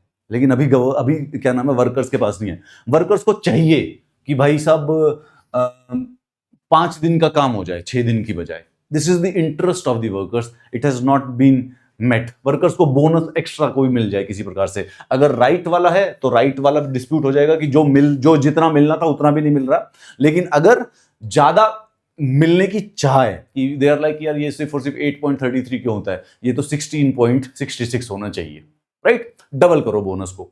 तो 8.33 नहीं मिला, that is the dispute of rights. 16.66 नहीं मिल रहा है और उसके ऊपर डिस्प्यूट होना स्टार्ट हो गया है, ये डिस्प्यूट ऑफ इंटरेस्ट है। तो सेम टॉपिक दोनों इंटरेस्ट बन सकता है, दोनों इश्यू बन सकता है। वो आपको एप्लीकेशन बेस्ड क्वेश्चन पूछेंगे, ठीक है। आपको एप्लीकेशन बेस्ड क्वेश्चन कैसे पूछेंगे, जैसे एक तो ये सिस्टम हो गया, this is a conceptual definition question, कि डिस्प्यूट ऑफ राइट्स का मतलब पूछना चाह रहा है ये। क्या आपको पता है कि डिस्प्यूट ऑफ राइट का मतलब होता है कि हर एक प्रकार का राइट होता है। फिर ये क्वेश्चन भी पूछ सकते हैं कि जैसे भाई 8.33% बोनस मिलना था बच्चे को, लेबरर को, वर्कर को नहीं मिला तो ये कैसा डिस्प्यूट हुआ, ये हो गया डिस्प्यूट ऑफ राइट्स। पर इसी में ट्रिक भी डाल सकते हैं। किसी ने बोला कि किसी वर्कर्स की डिमांड थी 15% या 16% बोनस कर दिया जाए, क्या है ये डिस्प्यूट। अब आप लॉजिकली सोचोगे कि बोनस तो वर्कर का राइट है, तो भाई डिस्प्यूट ऑफ राइट हो गया। नहीं, अगर जो चीज एग्जिस्ट नहीं करती है लॉ में उसको डिस्प्यूट ऑफ इंटरेस्ट कहते हैं, और जो चीज एग्जिस्ट करती है वो नहीं। तो dispute of rights occur when employees claim an existing legal और contractual right that is denied. Existing वाले, जो नॉन एग्जिस्टिंग है पर चाहते हैं हमें मिल जाए, है ना, चाहते हैं हमें मिल जाए, उसके लिए। Dispute of interest refer to those disputes which arise because the workers want to. अब ये डिस्प्यूट ऑफ इंटरेस्ट आ गया यहां पे, जब वर्कर्स को कोई नया राइट चाहिए या कोई नया प्रिविलेज चाहिए या कोई नया कंसेशन चाहिए, इसको डिस्प्यूट ऑफ इंटरेस्ट कहते हैं। तो दोनों की जो दोनों डेफिनेशंस हैं आपको यहां पर समझने का मौका मिल गया है, राइट, दोनों की दोनों definitions. All of the above. Dispute of interest is also called as the economic disputes. जब वर्कर नए बेनिफिट करते हैं, नए राइट, नए प्रिविलेजेस, कोई एडिशनल कंसेंशस मिल जाए, वेज हाइक हो जाए, बोनस हो जाए, leave benefit. Again repeat, important thing क्या है, अगर पुराने वाले ही नहीं मिल रहे हैं तो डिस्प्यूट ऑफ राइट है।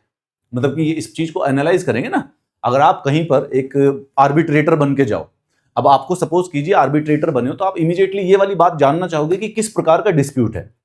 तो अगर आप डिस्प्यूट ऑफ राइट्स दोगे तो आपको इमीडिएटली थोड़ा सा टिल्ट लेना पड़ेगा वर्कर्स की तरफ, भाई जो राइट्स पहले से ही है उसमें तो डिबेट ही खत्म है ना।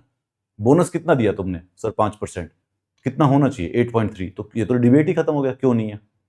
फिर उसके बाद अगर बोनस ऑफ सॉरी क्या नाम है, राइट, डिस्प्यूट ऑफ इंटरेस्ट है, तो आप वर्कर से पूछोगे कितना बोनस मिला है, कैसे 8.33, कितना चाहिए, कैसे डबल चाहिए। क्यों भाई डबल क्यों चाहिए, तो सर इन्फ्लेशन बढ़ गई है। ऑब्वियसली सर 8.33 तो बेसिकली कम से कम नहीं तो 60-70 साल हो गए सर, ये कोई समय चल रहा है। हमारी सैलरी देखिए आपने कितनी है, 1000 रुपये नहीं मिल रही है हमको सर। अच्छा 12,000 रुपये पूरे के पूरे साल में मिलते हैं, बहुत गरीब हूं सर मैं,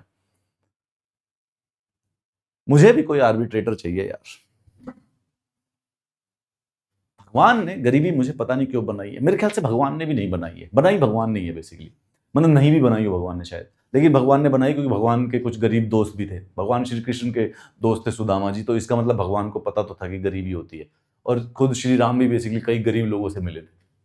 तो जब भगवान को इतने सारे गरीब लोगों को पता है, तो भगवान क्यों नहीं खत्म कर देते गरीबी को। कर रखी है वैसे, ऐसा देखा जाए तो यूएसए यूके यूनाइटेड किंगडम में कर रखी है बहुत सारे लोगों की खत्म। शायद भगवान उधर उन वाले गोरे लोगों की ज्यादा सुनते हैं, काले लोगों की कम सुनते हैं, ब्राउन लोगों की बराबर की सुन रहे हैं, और जो ये पीले लोग होते हैं इनकी भी आजकल काफी सुने। जापान और चाइना भी अब ठीक ही कर रहे हैं जिंदगी में देखा जाए तो, कोरिया भी अच्छा कर रहा है, साउथ कोरिया और जापान और चाइना, तो पीले लोगों की भी जिंदगी सेट ही है देखो, मोटा मोटी देखा जाए तो साउथ कोरिया भी बड़ी अच्छी इकोनॉमी हो गया, जापान भी देखो इंडस्ट्रियल करते हैं ये लोग हैं, बड़े इंपॉर्टेंट बोलते हैं जापान को, बहुत हार्ड वर्किंग बताते हैं जापान से प्यारा तो जापान वाले बहुत हार्ड वर्किंग है, और जापान वाले भाई साहब अपनी ट्रेन को साफ रखते हैं और बुलेट ट्रेन चलाते हैं, और जापान जापान मैंने बहुत सुना है इन लोगों के बारे में। चाइना का भी मैंने इकोनॉमिक राइज और ये वो इकोनॉमिक सुपर पावर, और आपने रील भी देखी होंगी उनकी, है ना, ऐसे डैम बना दिया, बड़ा डैम बना दिया, बहुत बड़ी हाईवे बना दी, रेलवे बना दी, बहुत ऐसे आते हैं। तो गरीब आदमी देखे तो यहाँ पे ज़्यादातर अफ्रीका की साइड में बैठे हुए हैं बेचारे, और ज़्यादातर अपने एशिया की साइड में बैठे हुए, बांग्लादेश बेचारा पूरा गरीब है, पाकिस्तान की गरीबी देखो, और उसी प्रकार का कुछ गरीबीनेस हमारे अंदर भी है। तो अगर आप नोटिस करोगे तो भगवान भी रेसिस्ट है, आई थिंक। अगर गॉड एक ही है, if there is single God, one God वाला कॉन्सेप्ट है, तो भगवान रेसिस्ट है। क्योंकि देखा जाए तो गोरे लोगों की देखो जिंदगी में पिछले 500 साल से ऐश चल रही है, आज का नहीं है, at least 500 years they are having life fun, total fun, 500 300 400 किसी भी तरीके से। और सबसे बुरी हालत में देखोगे तो बेचारे काले हैं, तो प्योर रेसिज्म दिख रहा है। और अगर आप देखो बिल्कुल रेसिज्म, गोरे लोग ऐश कर रहे हैं, पीले वाले ग्रो कर रहे हैं, ब्राउन वाले स्ट्रगल कर रहे हैं, थोड़ा सा ग्रो, कभी स्ट्रगल पता ही नहीं चलता, कभी भी गरीबी आ सकती है, किसी दिन वाइब हो जाती है लाइफ में। इंडिया का साथ क्या सिस्टम है कि वैसे फुल फ्लेजेड गरीबी चलती रहती है, एक दो बार जिंदगी में कभी वाइब भी हो जाती है कि भाई अरे क्या क्या करा तुमने, अरे चांद पे चले गए, अरे भाई वाह, फिर अगले दिन पता चलता है कि अपने साथ 60-70 करोड़ लोग भूखे नंगे बैठे हुए हैं। बट परसों फिर अगले दिन फिर कुछ ऐसे मिसाइल, और कितनी मिसाइल भेज दी, 6,000 किलोमीटर की मिसाइल बना ली। तो हम ऐसे मतलब बराबर का चल रहा है, कभी पता नहीं चलता है। बट है मतलब ये है कि मतलब पूरी सुन नहीं रहे हैं भगवान, देखें तो आप मेरी बात को।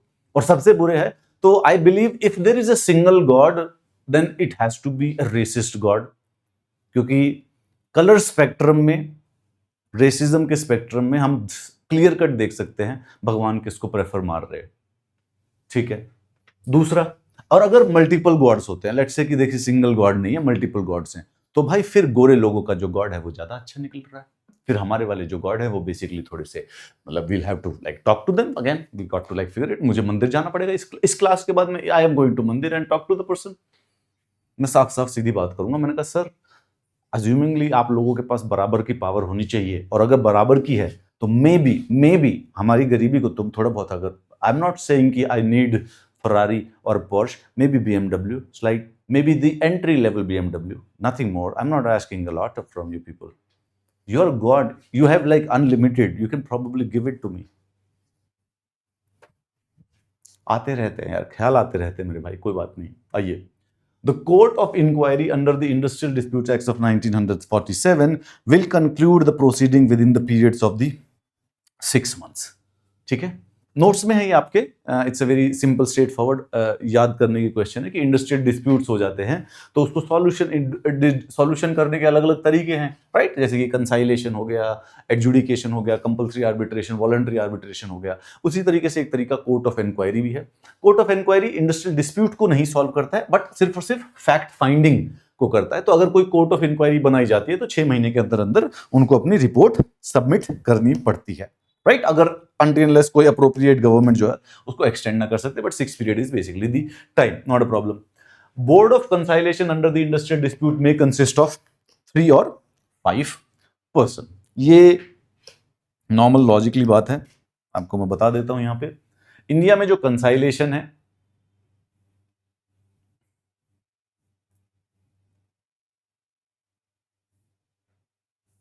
इंडस्ट्रियल डिस्प्यूट्स एक्ट के अंदर, इसके अंदर एक चेयरमैन होता है, यूजुअली देयर इज 1 चेयरमैन, 2 या 4 दूसरे मेंबर, लेकिन हमेशा 2 या 4 होंगे। 2 होंगे तो एक वर्कर्स का, एक मैनेजमेंट का, और 4 होंगे तो 2 वर्कर्स के, 2 मैनेजमेंट के। That's the theory, that's the way they are working, ठीक है। In equal number representing parties to the dispute. तो या तो उसकी 3 की स्ट्रेंथ बना लो, जिसमें एक चेयरमैन होगा जो गवर्नमेंट का, जैसे लेबर कमिश्नर हो जाएगा, और एक वर्कर का बंदा और एक मैनेजमेंट का बंदा, या फिर लेबर कमिश्नर अपना जैसे चेयरपर्सन हो गया, और फिर ट्राइपार्टाइट बॉडी बेसिकली बनाने का सिस्टम है। Appropriate government by notification constitute a board of conciliation, ठीक है। लेबर लॉज के एमसीक्यूज हो गए, बढ़िया वाले चलते रहे। Appropriate government may appoint 1 or more industrial tribunal for the adjudication of the industrial dispute relating to any matter whether specified in the 2nd or the 3rd schedule. Again ये हमने class में किया था, सुपर डिटेल में नहीं किया, पर आपके नोट्स में अवेलेबल है। होता क्या है, इंडस्ट्रियल डिस्प्यूट एक्ट्स के अंदर they are empowered to adjudicate disputes concerning matter related to the second और द थर्ड शेड्यूल। अब आप सवाल करोगे कि सर फर्स्ट शेड्यूल का क्या चक्कर है?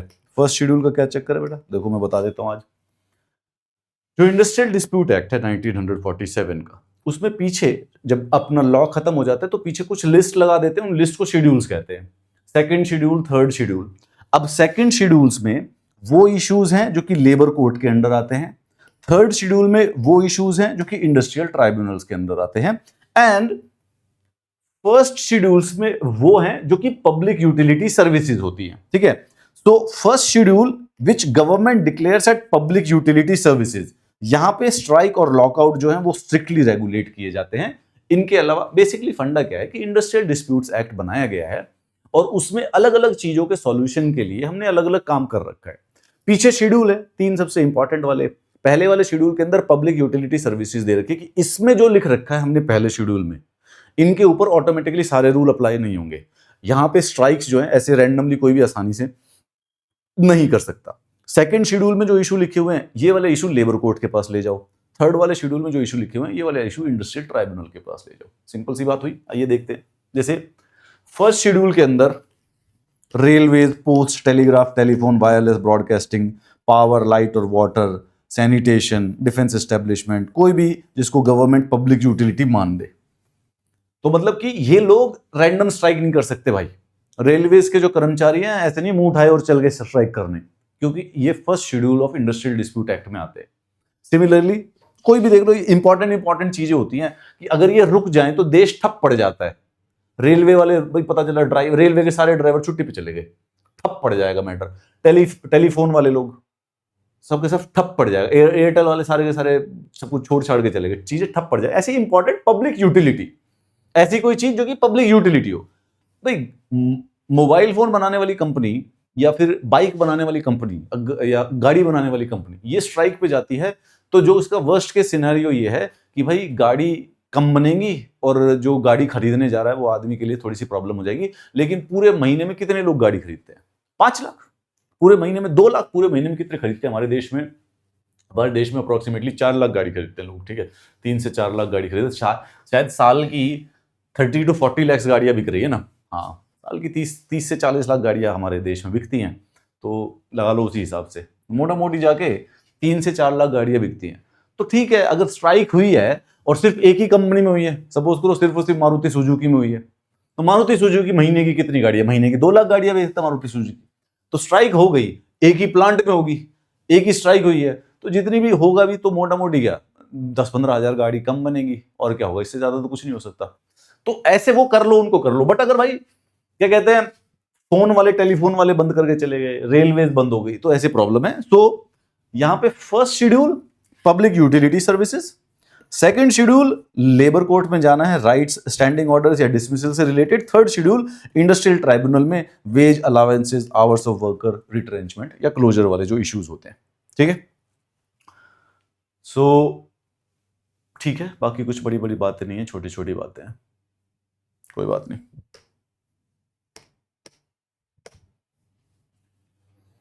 There is no water and I am very thirsty. I am like a thirsty crow.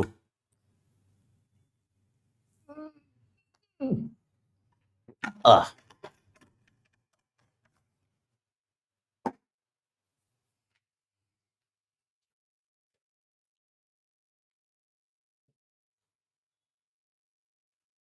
ये आपको यार रट्टा लगाना पड़ेगा।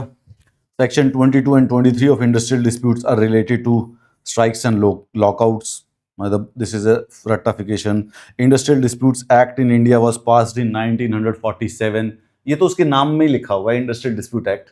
मतलब जिसको ये नहीं आया, मतलब अगर किसी ने जिन 350 बच्चों ने टेस्ट दिया था और बाई चांस से ये नहीं सॉल्व कर पाया है 1947 का, तो मैं तो कहता हूं आटा गूंथना सीख लो। All I am saying is that आजकल लड़का लड़की देखो बराबर हो चुके हैं, तो लड़का भी अगर मतलब I am just, it's a backup, I am saying, I am not saying it's you have to do, it's a backup. मतलब अगर नहीं हुआ ये, बाई चांस से तुमने नहीं किया था, ये आंसर इसका गलत लगा रखा हो, चेक करो अपना, तुम्हारा गलत है। अगर गलत है तो चाहे लड़का हो या लड़की हो, आटा गूंथना सीख लो। होता क्या है बेटा, देखो लड़कियां तुम तो ऐसे, तुम्हारे लिए तो वैसे भी ट्रेडिशनल रोल में अभी भी स्टीरियोटाइप है, ठीक है, तो तुम अगर सीख लोगी तो कोई बड़ी बात है, सेटल हो जाना।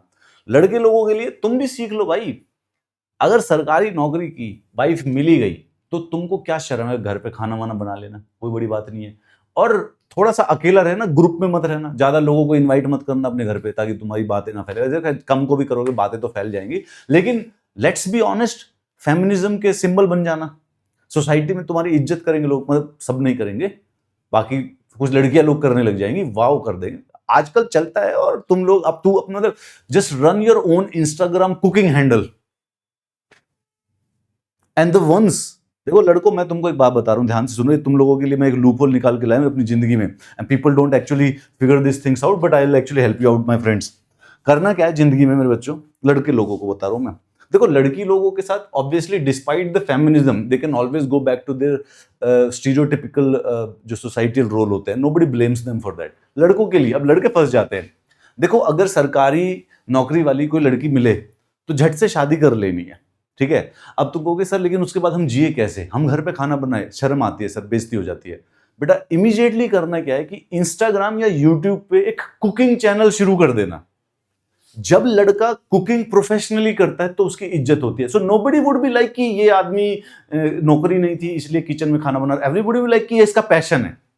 बात समझ रहे हो ना तुम, ट्रिक है ये बेस्ट लूप होल है दुनिया का, ये बेस्ट लूप होल है। तुमको कहीं लग रहा था कि सर अरे नौकरी करनी है, बहुत मेहनत करनी पड़ेगी, कोई नहीं है।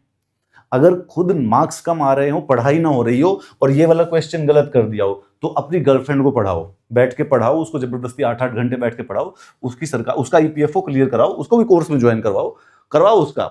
और सिंपल सी बात है, जब वो नौकरी लगी गई है तो तुम आटा गूंथो, आटा सीखो, and you'll be like sir society will look down upon me, my parents will look down upon me, people will make fun of me. No, you start an Instagram, अब चले ना चले, देखो ये भी बता रहा हूं, you don't need to be successful in that।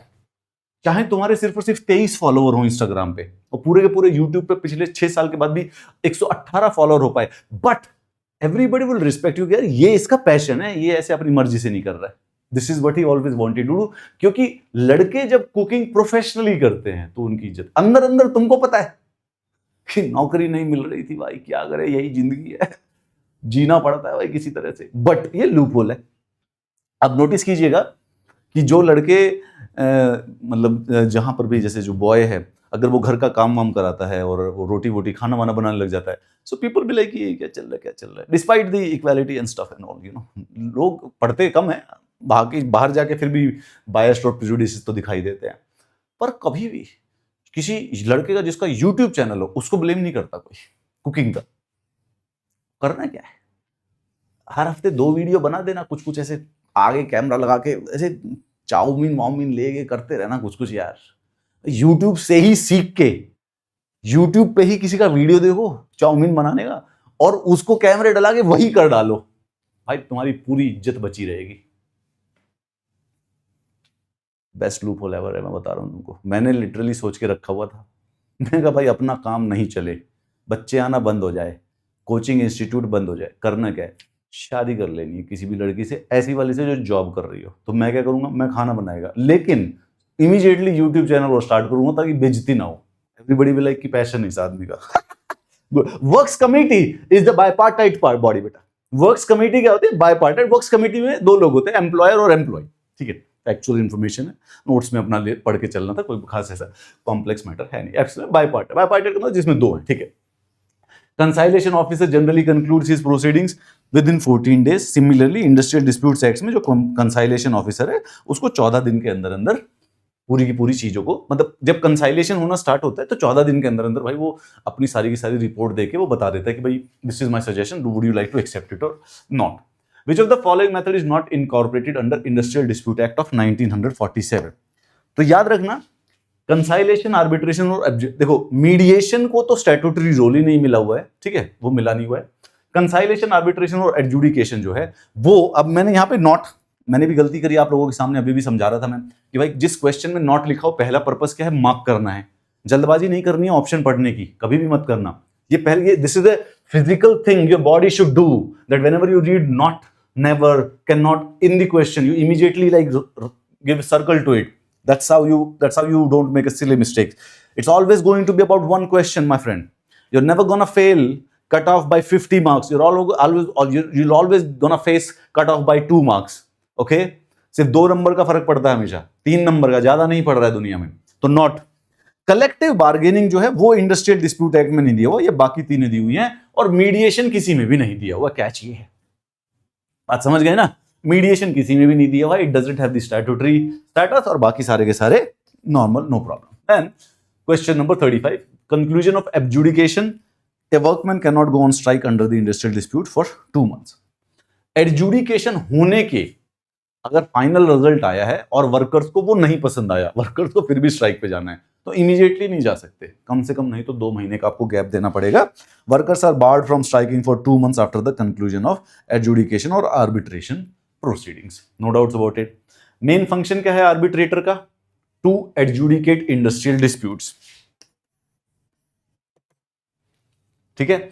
Arbitrator देखो, कंसाइलिएट और एमिकेबल सेटलमेंट, ये आर्बिट्रेटर का फंडा नहीं है. लॉजिकली एक बार जरा देखने की कोशिश करो फंडा क्या है. ये एम्प्लॉई हैं और ये एम्प्लॉयर है. ये दोनों लड़ रहे हैं एक दूसरे से कुत्ते बिल्ली की तरह. अब कौन कुत्ता है और कौन बिल्ली है ये तुम्हारी अपनी चॉइस है. अपने मैं नहीं बोल रहा हूं. कुत्ते और बिल्ली की तरह दोनों लड़ते हैं. इसके लिए हमने सॉल्यूशन डाल रखा है. ठीक है. इसका जो सबसे सटीक सॉल्यूशन है वो है एडजुडिकेशन.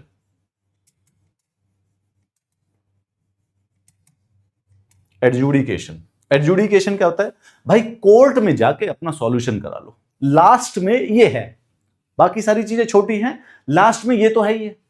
कोर्ट, लेबर कोर्ट और ट्राइब्यूनल, सिंपल खेल है. और इसका मतलब क्या है? तुम चाहो ना चाहो लास्ट में कोई भी जा सकता है. देखो सीधी सी बात ये है. Anybody can go to the court, चाहे एम्प्लॉयर है चाहे एम्प्लॉई है, कोई भी जा सकता है. Done and dusted. इसके बीच में यार एक सिंपल सा सिस्टम कंसाइलिएशन का भी है और एक आर्बिट्रेशन का भी है. अब आर्बिट्रेशन भी एक प्रकार का कोर्ट का ही सिस्टम है, याद रखिएगा, लेकिन कोर्ट से इनफॉर्मल है. उसमें अगर वॉलेंटरली चले गए या फिर कंपल्सरी, जैसे भी चले गए आर्बिट्रेशन में, जो वो बोलेगा वो फाइनल, जो बोलेगा वो फाइनल हो जाएगा. ठीक है. जो वो बोल देगा वो फाइनल. तुम बोल के गए हो कि मान लेंगे, जो बोलेगा वो बोलेगा. सिमिलरली कंसाइलेशन के अंदर वो ऑर्डर पहले दे देता है, और अगर तुमने मान लिया तो फाइनल, नहीं माना तो फिर चलो भाई कुछ अगला काम कर लो.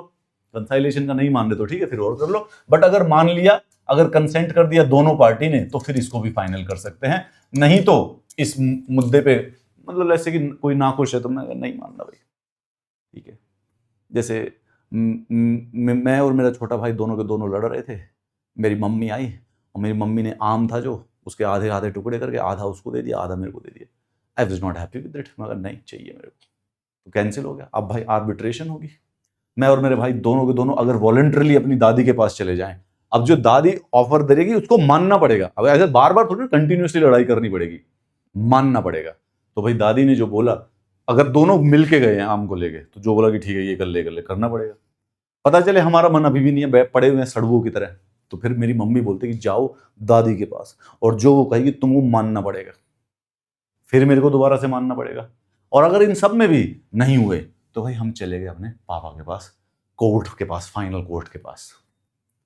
फाइनल कोर्ट ने सारे के सारे आम जो थे वो मेरे भाई को दे दिए. दुखी तो मैं बहुत था. मेरा भाई बहुत खुश था. उसके चेहरे की खुशी नहीं थी, उसकी आंखों में खुशी दिखाई दे रही थी. मुझे आम खाते हुए दिख रहा था. मुझे 2 मिली, 2 फांक मिली मेरे को आम की. और रीजन क्या दिया कोर्ट ने? तू तो बड़ा है ना, वो तो छोटा है ना. अनकॉन्स्टिट्यूशनल बात थी ये. लेकिन ये वर्ड अनकॉन्स्टिट्यूशनल उस समय मेरे को पता नहीं था. मुझे लगा कि शायद राइट्स ऐसे ही होते हैं डिस्ट्रीब्यूट. जो बड़ा होता है उसको कम आम मिलता है, जो छोटा होता है उसको ज्यादा आम मिलता है. मुझे लगा ऐसा होता होगा, और शब्द मेरे को अनकॉन्स्टिट्यूशनल आता नहीं था. लेकिन मैंने अपने छोटे भाई की आंखों में जो खुशी देखी थी, मुझे ये पता था कि उसको पता है कि गलत हुआ है.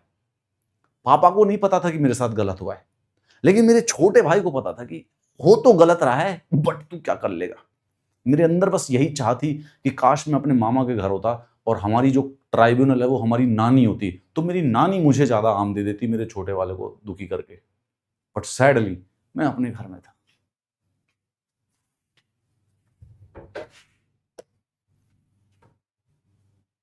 According to Mahatma Gandhi, which one is the best method for the settlement of the industrial disputes? अब महात्मा गांधी जो हैं, लॉजिकली तुम सोचो तो महात्मा गांधी कंफ्यूज करने वाले ऑप्शन है, मतलब कि मैं भी इस क्वेश्चन को अच्छी तरह से सोच नहीं पाऊं ऐसे वाला है। महात्मा गांधी के बारे में सोचोगे तो वो आदमी जवाब दे रहा होगा कि यार कंसाइलेशन, मिल बांट के बात करो ना, नॉर्मली मिल बांट के बात कर लेनी चाहिए, लॉजिकली ऐसा दिल से निकलेगा। गांधी जी तो ऐसे आदमी है भाई जो इशू को, कंसेंट को नेगोशिएशन से सुधारने की कोशिश करेंगे। लेकिन फिर तुम सोचो तो तुम्हें यह भी पता चलेगा यार गांधी जी तो स्ट्राइक विट्राइक भी करवाते हैं लोगों के बीच में, ऐसी क्या बात है। अहमदाबाद मिल स्ट्राइक क्या थी, गांधी जी ही तो लीड कर रहे थे, तो गांधी जी तो लेबरर्स को बोल देते हैं कि जहां पे तुमको राइट्स नहीं मिल रहे हैं धरने पे बैठ जाओ। तो गांधी जी हो सकता है जो ज्यादा सॉल्यूशन जो ढूंढेंगे वो उससे ढूंढेंगे, बेस्ट मेथड जो होगा कलेक्टिव बार्गेनिंग हो सकता है या लॉकआउट एंड स्ट्राइक हो सकता है। हावेवर यार ये हमारी ह्यूरिस्टिक को थोड़ा सा गलत है। Basically the correct version is कि गांधी जी बोलते थे कि वॉलंटरली आर्बिट्रेशन कर लो, स्ट्राइक और लॉकआउट करना सॉल्यूशन नहीं है उनके अकॉर्डिंग। नॉन वायलेंट तरीके से जो सबसे बेस्ट है वो है क्या नाम है, वॉलंटरली आर्बिट्रेशन, सिंपल तरीका वो सजेस्ट किया करते थे। अब ये पता ही होना जरूरी है क्योंकि ये ऐसा क्वेश्चन है जिसमें हमारा लॉजिक फेल हो जाएगा, तो ये याद लगाने वाला है। Mahatma Mohandas Karamchand Gandhi strongly advocated voluntarily arbitration as the best way. He believed कि पीसफुली और म्यूचुअली सबसे सॉल्व तरीका है, तो एक इंडिपेंडेंट थर्ड पार्टी को बिठा लो, स्ट्राइक और कोर्सिव मेजर्स यूज ना करे।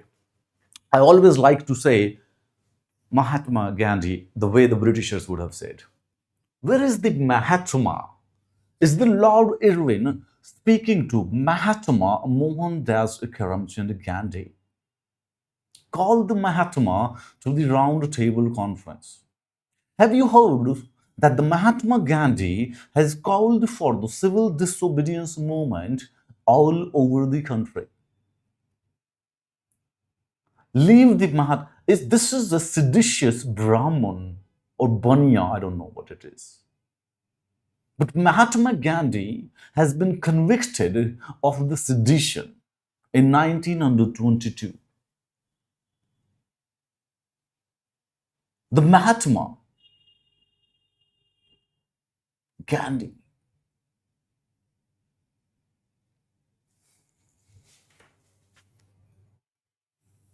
Industrial disputes may take place due to, किसी भी बेसिस पे हो जाता है यार, वेज पे हो जाता है, बोनस पे हो जाता है, ट्रेड यूनियन रिकॉग्निशन पर भी हो जा सकता है। ठीक है, all of the above is the correct answer, not bad. Which of the following can not be said to be an industrial dispute? जज कर लेंगे इसको, तो कोई बहुत बड़ी आसान सा कॉन्सेप्ट है, इतना भी कॉम्प्लेक्स नहीं था, आप इसको अंदाजा लगाएंगे तो। Which of the following can not be said to be an industrial dispute? Employer and employer, employer and workman, workman and workman, ये वाले एम्प्लॉयर और कस्टमर, कस्टमर का कोई लेना देना नहीं होता है इंडस्ट्रियल डिस्प्यूट से, ऑब्वियसली। चलिए, छोटी चीजें हैं तो इतने तो दिमाग लगाना ही नहीं है। Which of the following machineries can not be said to be the machinery for settling industrial dispute? The same concept again. Consumer court is basically, देखो इंडस्ट्रियल डिस्प्यूट बेसिकली जब तक प्रोडक्ट बन के फैक्ट्री से बाहर नहीं निकला उससे पहले पहले की चीज है। प्रोडक्ट बन के भाग गया, that is related to customer, वो अलग मैटर है, वो अलग मैटर। वो आदमी कुछ खराब चीज बनाती है वो अलग बात है। तो यहां पर भी आप जज कर लोगे कंज्यूमर कोर्ट, कोई खास है, labour court, tribunal, national tribunal, they are part of the industrial dispute. It's not even a question, sad question, बहुत दुखी है भाई, बेकार क्वेश्चन बना रखे। Among the methods for the settlement for industrial dispute listed below, which one is not relevant here? Where? What do you mean by that? Which one is the most relevant here? I think जज्बातों में कहना चाहते थे कि भाई पता नहीं, मतलब EPFO के एग्जाम में कौन सा रेलिवेंट नहीं होता है। ठीक है, reference to the civil court, क्योंकि बाकी तो collective bargaining, voluntary arbitration, compulsory adjudication जो है सिविल कोर्ट वाला होगा। चलो ठीक है। रेलिवेंट हियर, वेयर भाई, where? According to Industrial Dispute Act of 1947, which of the following matters does not fall within the jurisdiction of the labor court? यही वही कॉन्सेप्ट ये हम कर चुके हैं कई बार। Wage including the period and the mode of payment, ये किस में आएगा? ये ट्राइब्यूनल में, क्योंकि ये जो बाकी वाले इश्यूज है, एप्लीकेशन, डिस्चार्ज, इलीगैलिटी, स्ट्राइक और lockout, this comes in the schedule 2.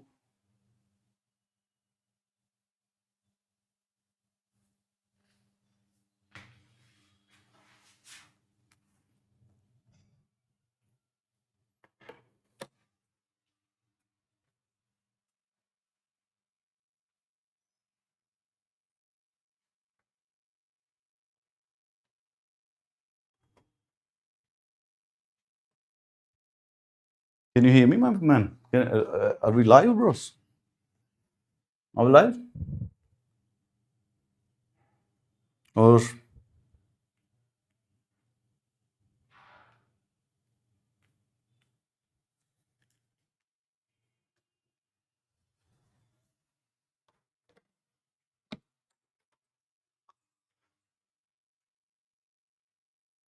Light चली गई है.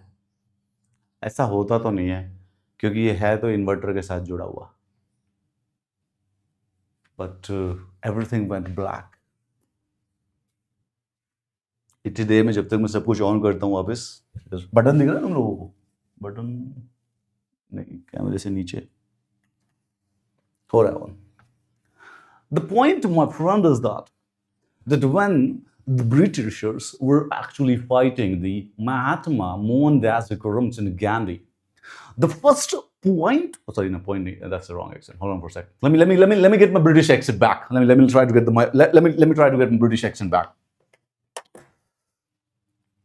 Well, did you see that Bhagat Singh has actually assassinated an Indian police service officer in Lahore yesterday as a revenge to Lala Lajpat Rai?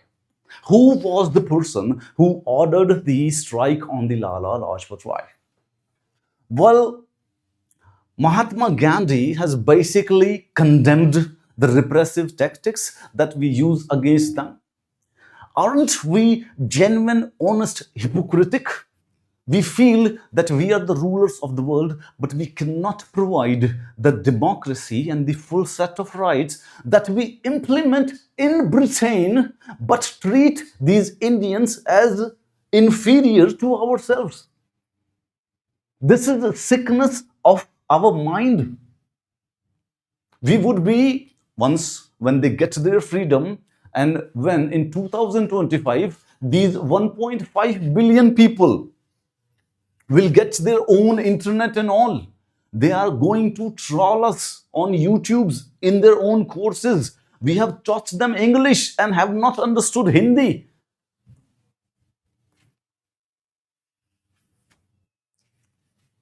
My Batman wallpaper. मैंने एक system लगा रखा है कि मेरा हर मिनट में एक ऐसे नया वॉलपेपर आता है, भी नया वॉलपेपर देख के चलते हैं.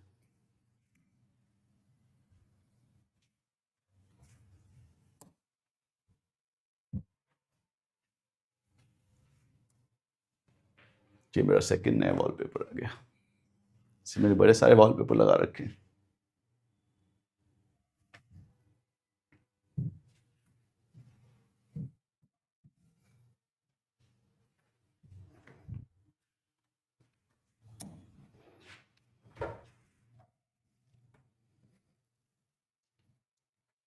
All right, my friend. So this is the final decision we are taking. Okay. So first of all, the thing is that if next time the light goes off and the screen goes black, we'll only speak in our fake British accent. It not be the best one, but at least we can pretend. See, the thing is that कि मैं बचपन में कभी-कभी cricket देखता था, and every time that empire, वो अंग्रेजों के कोई भी कमेंटेटर जब भी आते थे, तो वो भाई हमारे तेंदुलकर के नाम का कचूमर निकाल देते थे. सचिन तेंदुलकर. अरे तेरे को आता नहीं तो मत बोल भाई. किसने बोला तेरे को तेंदुलकर बोलने को? तेरे पास की नहीं है तो रहने देना. ये तभी see as you have seen it. So how do they pronounce this? These British commentators. Sachin Tendulkar is on strike and this is his 34th century. ऐसा कुछ. So इसी से मुझे इमेजिन होने लगा कि फिर ये जब 100 साल पहले बैठ के बात करते होंगे, they would have been, क्योंकि बाल गंगाधर तिलक भी मराठी थे, सचिन भी अपना मराठी है, तो वो इसी तरह the Bal Gangadhar Tilak is coming to take his Swaraj. He is saying in his newspaper that Swaraj is his birthright and he shall have it. थोड़ा सा अमेरिकन टेक्सन एक्सेंट भी आ गया, he shall have it. Well, he okay. ठीक हो गया भाई, आज इतना ही है भाई, आज हो गया इतना, बस अब नहीं हो पा रहा है भाई, ठीक है. Coming back to my own Haryanvi roots. Well, the correct way to speak English, my friend, is Haryanvi. According to all the industrial dispute 1947, wage includes not bonus, not gratuity, employer contribution to provident fund नहीं, पर yes, the traveling concession definitely is part of the wage in industrial dispute act. The surprising part, my friend, is that traveling concession is not part of the wage according to the any other act. This is only in the Industrial Dispute Act of 1947 that the wage is part of the any traveling concession. So, under the Industrial Dispute Act of 1947, question number 44, which one of the following does not come under unfair labor practices? Which one? So, this is very easy, we can find it out. ठीक है? Employer refusal to conduct secret ballot election for union, घेराव, employer preventing a worker from joining a union, worker causing damage to property of employer. Which of these does not come under unfair labor practices? So, घेराव, this one, all these three, they are, my friend, unfair labor practices. All right. No doubt about it that you can easily identify this very clearly. अच्छी हरियाणवी भी नहीं आ रही मेरे को यार, रुको मेरे को अपना हरियाणवी एक्सेंट निकाल ले दो, ऐसे नहीं हो पाएगा यार. दिस इज नॉट, ब्रिटेन वाला फिर भी निकल रहा है, हरियाणवी वाला नहीं निकल रहा है. Shame on me, shame on my agriculture farmer roots. My grandfather, if he would have been alive, don't look at me like this. My father, I am using so many English serials, I have lost your culture. Haryanvi में बोलने दो रुको मुझे. Question number 45, which of the following authorities does not, नहीं यार ज्यादा pretend लग रहा है. Which of the following authorities does not use conciliation as a method of the settlement of the industrial dispute? The court of inquiry. रट्टा लगाइए इन चीजों का थोड़ा सा, क्योंकि कोर्ट ऑफ इंक्वायरी का काम एक्चुअली में डिस्प्यूट को सॉल्व करना नहीं है, रादर इन्वेस्टिगेशन और रिपोर्ट करना है. They are not to mediate और सेटल. ये सब के सब करने की कोशिश कर रहे हैं, which is cool, not a problem, easy है.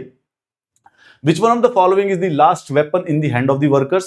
The last weapon is obviously the strike, the closure and the layoff and the lockout. ये तीनों के तीनों किसके हाथ में होते हैं? They are in the hand of the employers. ठीक है, ये employer के हाथ में होता है, तो इनके पास है ही नहीं.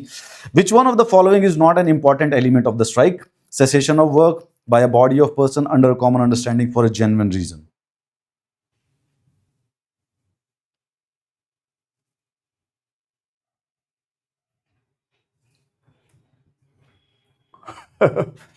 This question has not been formed very well. अच्छी तरह से फॉर्म नहीं किया हुआ है. But good question. I think you should look at it. Okay, hold on for a sec.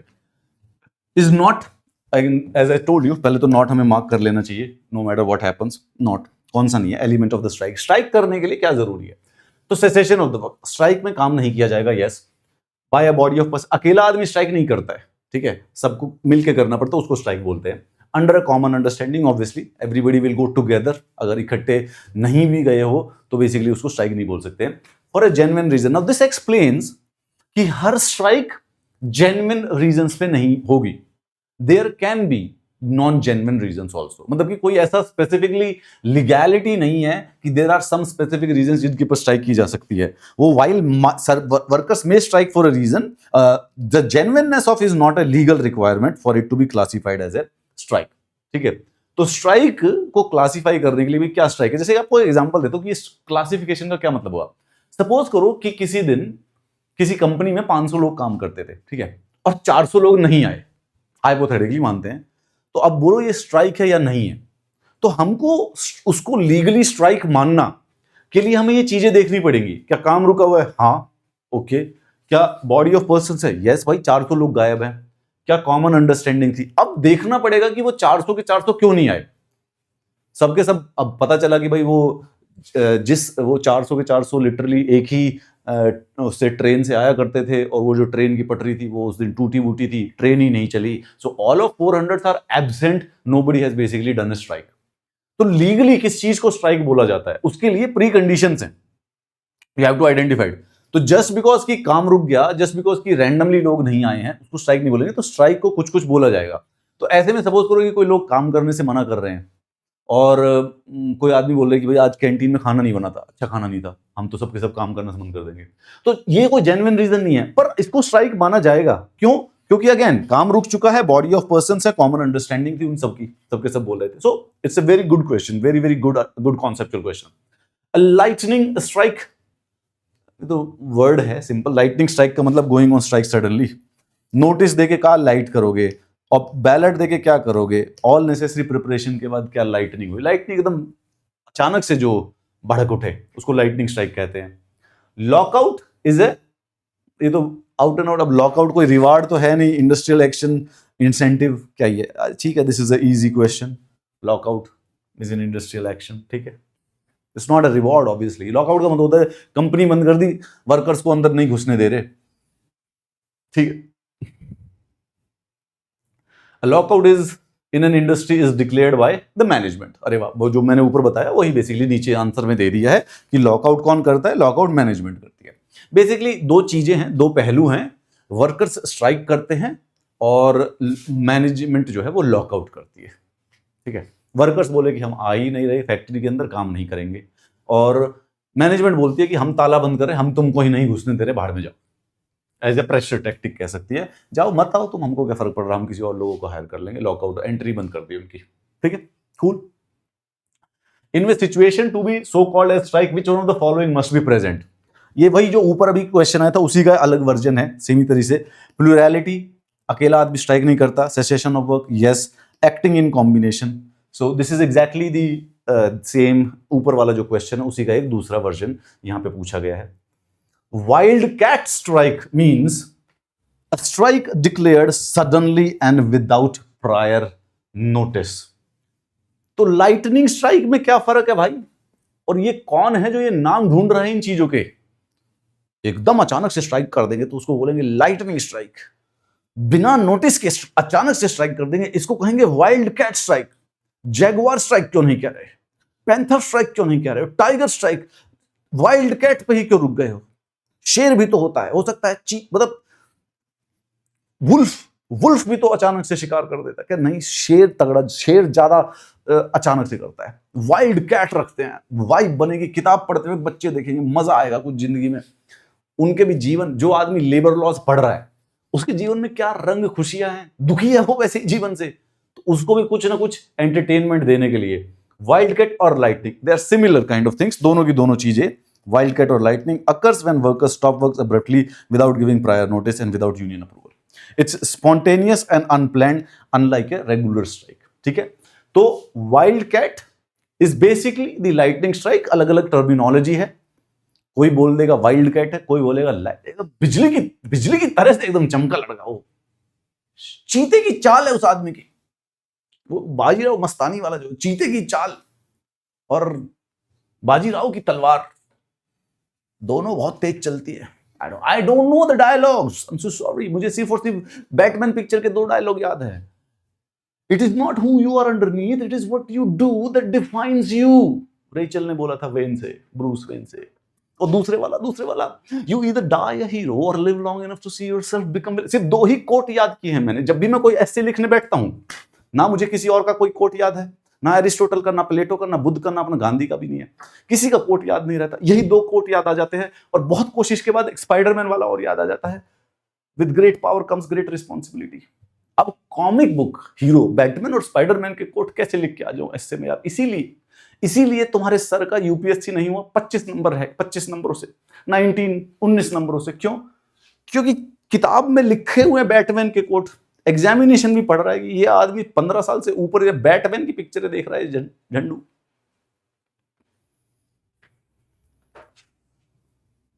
A temporary closing of employment due to industrial dispute or suspension of work or the refusal of an employer to continue to employ any number of person engaged by him would be locked out। अभी तक हम 2 locked out की वो definition यहाँ पे दे दी है। Lockout का क्या मतलब है, this is called as the definition of the lockout, ठीक है। मतलब कि टेम्पररी क्लोजिंग, इंडस्ट्रियल डिस्प्यूट होया है, वर्क को सस्पेंड कर दिया है और लोगों को बेसिकली काम नहीं करने दिया जा रहा है, कंपनी वालों ने बंद कर दिया, उसको लॉकआउट कहते हैं। In India the right to strike, this is a good question, इसको याद रखिएगा, ये तो लिटरली लाइक यूपीएससी प्रीलिम्स में भी आ सकता है। राइट टू स्ट्राइक क्या होता है? राइट टू स्ट्राइक एक फंडामेंटल राइट नहीं है, ये इंपॉर्टेंट बात है समझना। राइट टू स्ट्राइक एक स्टैट्यूटरी राइट है। क्या है? लीगल या स्टैट्यूटरी। आपको अलाउड है स्ट्राइक करना, no doubts about it. So it is not a fundamental right but is regulated and granted under labor laws, specifically under Industrial Dispute Acts. It's a statutory right subject to condition, right? तो ऐसे कोई जाके ये लड़ाई नहीं कर सकता, नहीं मैं तो जबरदस्ती करूंगा स्ट्राइक, जैसे पब्लिक यूटिलिटी वाले, अगर ये फंडामेंटल राइट होता तो पब्लिक यूटिलिटी वाले भसड़ कर देते। बट चलिए, ये but it's a good question, just remember it and learn it. Okay, as per the industrial dispute act, the strikes and the lockout in public utility services will be legal only. अब ये ठीक है, ये सब कुछ करना पड़ता है यार, रिटर्न नोटिस चाहिए, 14 दिन तक नहीं हो गए, कोई कंसाइलेशन अगर होने लग रही है तो उसके चक्कर पे नहीं किया जा सकता है, कंसाइलेशन खत्म होने के 7 दिन के बाद नहीं किया जा सकता है, एजुडिकेशन और आर्बिट्रेशन खत्म होने के 2 महीने के बाद तक नहीं स्ट्राइक की जा सकती है। ठीक है, ठीक है, नॉट अ प्रॉब्लम, माइनर चीज है। Okay, alrighty alrighty alrighty alrighty alrighty.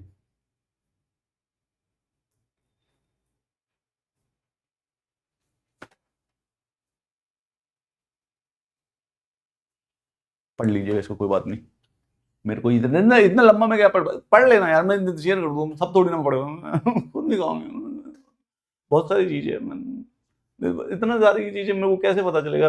अब strike in परस्यूएंस of the industrial dispute has already commenced है, स्ट्राइक कमेंस हो चुकी है, अप्रोप्रिएट गवर्नमेंट ने डिस्प्यूट को लेबर कोर्ट को दे दिया, लेबर कोर्ट को दे दिया, लेकिन उस स्ट्राइक को प्रोहिबिट नहीं किया under the sub section 3 of section 10। Continuation of that strike during the pendency of proceedings before the labour court, legal होगा या इलीगल होगा? अब लॉजिकली तुमको देख के लगेगा कि सर ये तो हमने पढ़ा ही नहीं, सब सेक्शन 3 सेक्शन 10, सर ये तो हमने पढ़ा ही नहीं, हमें ये क्वेश्चन नहीं आता। यहीं पे तुम्हारे काम नर्व्स ऑफ स्टील काम आएंगे मेरे भाई जान, nerves of steel. The man of you are not a Batman और Spiderman, you are a man of steel my friends. Inside there are not nerves, steel है तुम्हारे अंदर, लोहा घूम रहा है। यहां पे तुमको ये देखना पड़ेगा कि इन दोनों चीजों का आंसर से और क्वेश्चन से कोई लेना देना नहीं है। These are called as the red herring. क्या है ये? Red herring. रेड हेरिंग का मतलब ऐसी चीज जो कि तुम्हारा ध्यान भटका रही है। तुम इसको वैसे भी देखोगे ना कि भाई इंडस्ट्रियल डिस्प्यूट में स्ट्राइक शुरू हो चुकी थी, गवर्नमेंट ने डिस्प्यूट को लेबर कोर्ट पे दिया और गवर्नमेंट ने प्रोहिबिट ही नहीं किया है स्ट्राइक की कंटिन्यूएंस को। तो जब पहले किसी भी लीगल कोर्ट के केस स्टार्ट होने से पहले से कुछ चल रहा है, गवर्नमेंट ने उसको प्रोहिबिट नहीं किया, तो ठीक है ना, इसका मतलब लीगल ही है। ये कैसे इलीगल चीज हो जाएगी? वैलिड है। तो ये चीजें, ये जो है, ये तुमको पागल बनाने के लिए है। They are just making fools of you because they think they can make fools of you, but they can't make fools of you because now we know it. Workers in the public utility service went on an illegal strike without giving any notice. ये तो गए भाई, ये तो मुश्किल है। Public utility में बिना नोटिस के स्ट्राइक पे, ये तो इम्पॉसिबल है, ये तो दूर से गड़बड़ लग रही है। Thereafter the employer also without giving any notice declared a lockout. Will that lockout be legal? यहां पे देखा ट्रिक इंपॉर्टेंट वाली, इनकी स्ट्राइक इलीगल है, ये तो हमने पहले ही बता रहा, क्वेश्चन में ही बता दिया कि स्ट्राइक इलीगल है, लेकिन इलीगल स्ट्राइक के ऊपर जो लॉकआउट हो वो लीगल है। क्या बात है भाई, वाह क्या ट्रिक है, क्या बात। जब तुम पहले इलीगल कर दोगे तो सामने वाला तो अब जो करेगा उसका काउंट हो जाएगा legal. So they is legal under the industrial dispute. A lockout declared by the employer in response to an illegal strike is not deemed illegal. Employer ने भी नोटिस देना होता है लेकिन उसने नहीं दिया, ये रिटाइलेटरी एक्शन है अगेंस्ट द अनलॉफुल स्ट्राइक। तो लड़के लोगों ने गलत कर दिया है पहले, तो इसकी बात तो गलत मानी ही नहीं जा सकती है।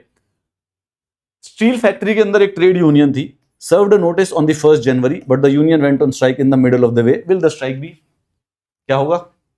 देखिए क्या नाम है, under the industrial dispute strike notice is valid only for 6 weeks. If the strike occur after this period, it is illegal. It is beyond the validity of the notice period. तो ये यहाँ पे लीगल लिखा हुआ मेरे बच्चों, लेकिन है ये answer illegal. Sorry, my bad. लगता है हमारे ऑफिस में टाइप करने वाले लड़के लोग थोड़े से बह जाते हैं चीजों में, हो जाता है, पैशन है, सबके अंदर पैशन रहता है, लंच वंच हो जाता है, जब इनको लंच के लिए भागना होता है तो कुछ भी कर जाते हैं, इलीगल है। लॉजिक सिंपल था, स्ट्राइक का नोटिस 1 जनवरी को है, 6 हफ्ते के अंदर अंदर अब तुमको स्ट्राइक करनी है, नहीं करी तो फिर दोबारा से नोटिस दे दो। अब तुम जा रहे हो मई में, भाई तब तो 4 महीने बीत चुके हैं, सॉरी मिड मई में, और मई में तो प्रीलिम्स है भाई।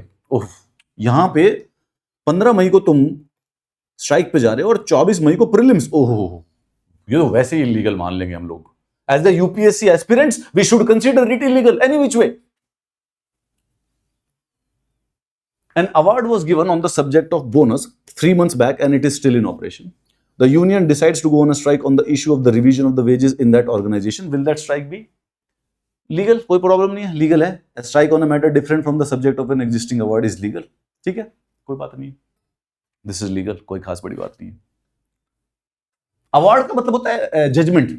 ये क्या हुआ, ये अवार्ड का मतलब, अवार्ड का मतलब an award was given on the subject arbitration award, यानी जजमेंट। इसका ये मतलब नहीं ओ पैसे मिल रहे हैं, किसी को अवार्ड मिल गया, जैसे शाहरुख खान को भाई नेशनल अवार्ड मिल गया, अवार्ड नहीं, आर्बिट्रेशन के ऑर्डर को अवार्ड कहते हैं। तो बोनस का अवार्ड मिला था, तो बोनस पे कोई डिस्प्यूट था, उसके ऊपर बेसिकली एक जजमेंट, एक आर्बिट्रेटर वाले ने एक अवार्ड दिया, वो अब ऑपरेशन पे। फिर उसके बाद जो यूनियन थी वो स्ट्राइक पे चली गई, ठीक है, तो क्या ये वो वैलिड होगा, लीगल होगा? तो लॉजिक है, वो लॉजिक ये कि बोनस का अवार्ड था, बोनस का जजमेंट था, तो ये अवार्ड का मतलब जजमेंट, दैट्स द कैच। जो बच्चा इस क्वेश्चन को करते वक्त ये सोच रहा था बोनस का अवार्ड, हाँ, किसी को अवार्ड मिला होगा और उसको अवार्ड में बोनस मिल गया होगा, इज दैट सो? तुम भी आटा ओसनना सीख लो बेटा, मतलब जरूरत तो नहीं पड़ेगी, ये तो कॉमन मिस्टेक है, हो जाती है लोगों से, बट फिर भी अगर आटा ओसनना सीख लो। देखो लूपहोल मैंने लड़कों तुमको बताई दिया है जिंदगी में, अगर, और देखो बात ध्यान रखना इंपॉर्टेंट वाली, आप लोगों के लिए बता रहा हूं, आप लोग मेरे फ्रेंड्स हो, मैं आपका फ्रेंड्स हूं, सीनियर फ्रेंड हूं। जैसे ही गर्लफ्रेंड का पेपर निकले, सरकारी पेपर निकले, ठीक है, अगर गर्लफ्रेंड की तुमसे पहले पेपर निकल गया गर्लफ्रेंड का, समझने की कोशिश कीजिएगा, तो इमीडिएटली 2 महीने के अंदर अंदर शादी कर लेना है, ठीक है, इमीडिएटली, टाइम मत लगाना। क्या होता है कि सरकारी नौकरी निकलने के बाद जीवन में खुशियों की बहार आती है, अभी एंजॉय होगी, लाइफ एंजॉय होगी, मजा आ गया।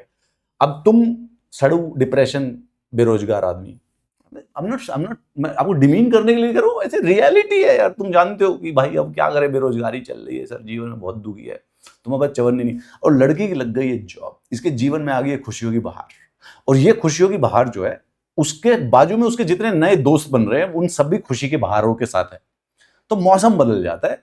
तो वो मौसम बहुत ज्यादा ना बदले, 2 महीने के अंदर शादी करते, बिल्कुल घबराना तो जल्दी से कर लेना। क्यों? क्योंकि now I have given you a loop hole.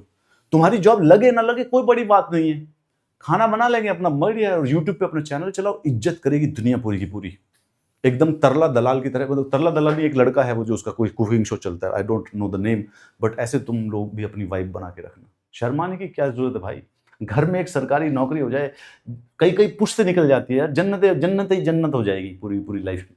कुछ भी करो अपना जिंदगी में, और फिर पढ़ते रहो अपना, बाद में पढ़ते रहो, कभी अपना निकल गया तो अच्छी बात है। सिमिलरली अगर तुम्हारा खुद की वाइफ जो है उसकी भी तैयारी कराने लग जाओ, ये अच्छा, आजकल भगवान ने वुमेन्स को फुल एम्प्लॉयमेंट की वो दे दी है, क्या नाम है,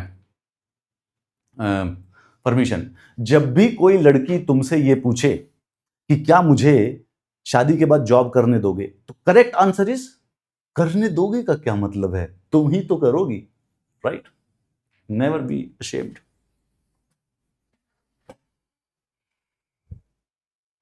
चलिए बाद में ले ऑफ वे ऑफ देखते रहेंगे यार, ये बड़े वाले लंबे वाला क्वेश्चन है, डू इट, ठीक है।